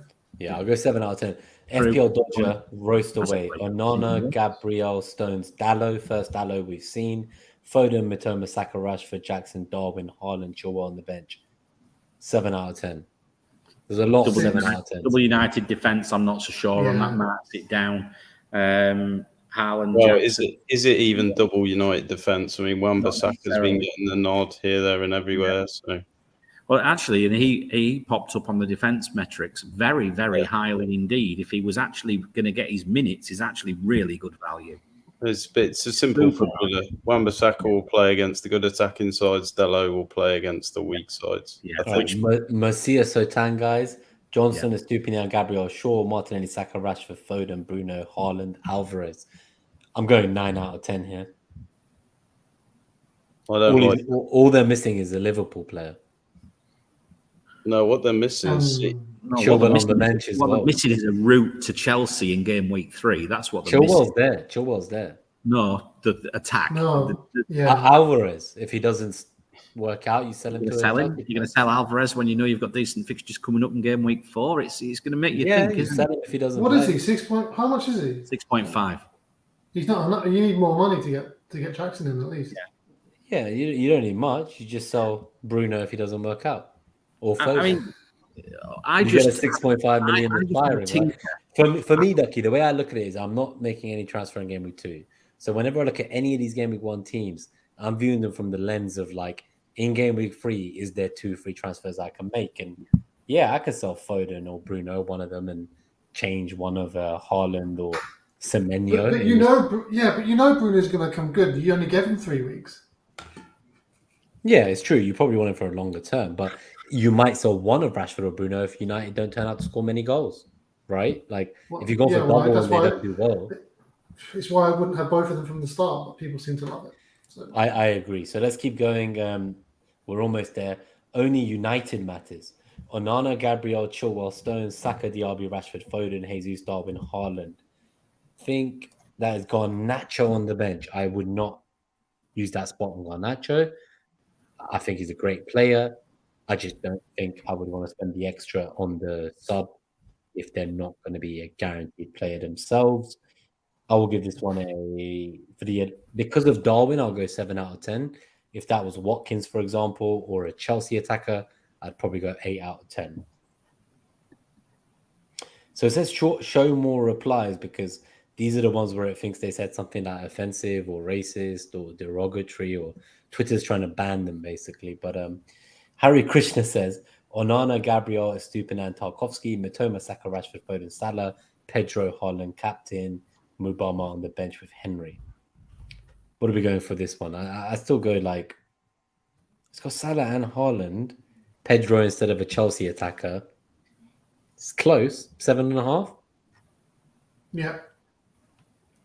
Yeah, I think we're getting a lot of the same now. It's kind of. I think we're. Shall we? I think now we wrap it up. We're at 2 hours 30, like we said. I'm just going to scroll. I'm just going to say one thing. Whilst we were mess-assing around, I tinkered with my team to try and tinker Alvarez in. And I'll tell you now, it's going to give you a big headache in game week 3 when you've got Alvarez in your team along with someone like Nkunku and Haaland. Because what you're going to do with respect, if you might want Watkins, you've got Alvarez sat in there. I think it makes it tricky. I just had a little bit of a look at it. Fair enough. Okay, so because we've seen most of these teams already, I'm just going to scroll down and we're going to get out of here, Chris. I promise. But I just want to scroll down just to see if there's anything that's even slightly different to what. Well, you better hurry up because you've got about 30 seconds before I disappear. All right, so mixed team. We've seen this team already. If you go back to one of the other roasts we did, we will have given our opinions on all these players. Freemium, we've not seen this. Haaland, Kane, Saka, Salah, Eze and McNeil, Gabriel, Gahey and Mings with Gusto and Collins on the bench with Ramsdale in goal. This is the only freemium we've seen. No. No? So what is it out of 10? What does no out of 10 mean? 2. 2. No. 2, 3. No. I don't even know what formation he's playing. He's playing 3-4-2. He's playing Gabriel. Okay. He's playing Gabriel, Mings, Gahey, Saka, McNeil, Salah, Eze. He's playing 3-4. Yeah, 3-4-2. So that does not look good. There's basically no 11th man. That's what I see in that team. That's gas mark 8. That's crispy aromatic duck. Dave, can we ease up on the duck cookings and roastings and peeking and? All right, so this team's similar to what we've seen before. I'm sorry, Dave Wright. I love you, but go check it Overly out. opinionated. There's one of our friends. Jesus, Holland, Pedro. This is similar to the teams we've seen before. Go see what we said. Leon, we've seen this team. Yeah. Jeremy, we've seen this team. All right, I think we've seen all these teams. We're done. So we've gone through about 70 teams actually in total somehow. 2 hours 34 in. I'm going to get us out of here. But first, a big thank you to our special guests, RubberDucky and Luke, aka GreenBackGolfer. Luke, a few people in the chat asked, how can they find you on social? They loved your views. I know you're not very active on Twitter, but they were hoping you might tell them your Twitter handle so that they could at least kind of follow you for the rare occasion you might tweet. Yeah, I'll boost it up again. To be honest, I haven't done it for a very long time. I'm too busy with a 15-month-old and golf coaching, and FPL is just a bit of fun on the side. I don't really have a handle at all, and I don't post anything. So the reality is, I could give you whatever you want. There'd be nothing on it. But what can they follow either way? They can follow me on Instagram, GreenBackGolfer. Because I'm gonna start getting that going again here soon. All right, guys. So you heard me here first. I'm one of your followers. So yeah, Instagram, guys. You've got about 2 videos. So Instagram, guys. If you're on podcast, GreenBackGolfer on Instagram. If you don't know RubberDucky, I don't know what you've been doing in FPL Twitter for the last 3-4 years. He is the king of Twitter Spaces. It's been a pleasure to have you both here. I am gonna see us out of here. I also realized I never actually put the ticker at the bottom that says, please hit like and subscribe. So if you like the show, do hit like and subscribe. This is only the second time I've said it in 2 hours and 40 minutes. I'm solly, not solly, as we say. On the way out, I'm going to just play a quick video just for the banter because we're coming up to the season starting again. If you're in London or if you're in a city that has an FPL meets, reach out to me. Make sure you go and watch some of these matches with other FPL managers and enjoy the highs and lows together. This is Dread's reaction, Dread FPL, when he found out that everyone thought Rashford was injured in the first half. Just have a little quick look. So that was when they thought Rashford was getting subbed. This was once Rashford...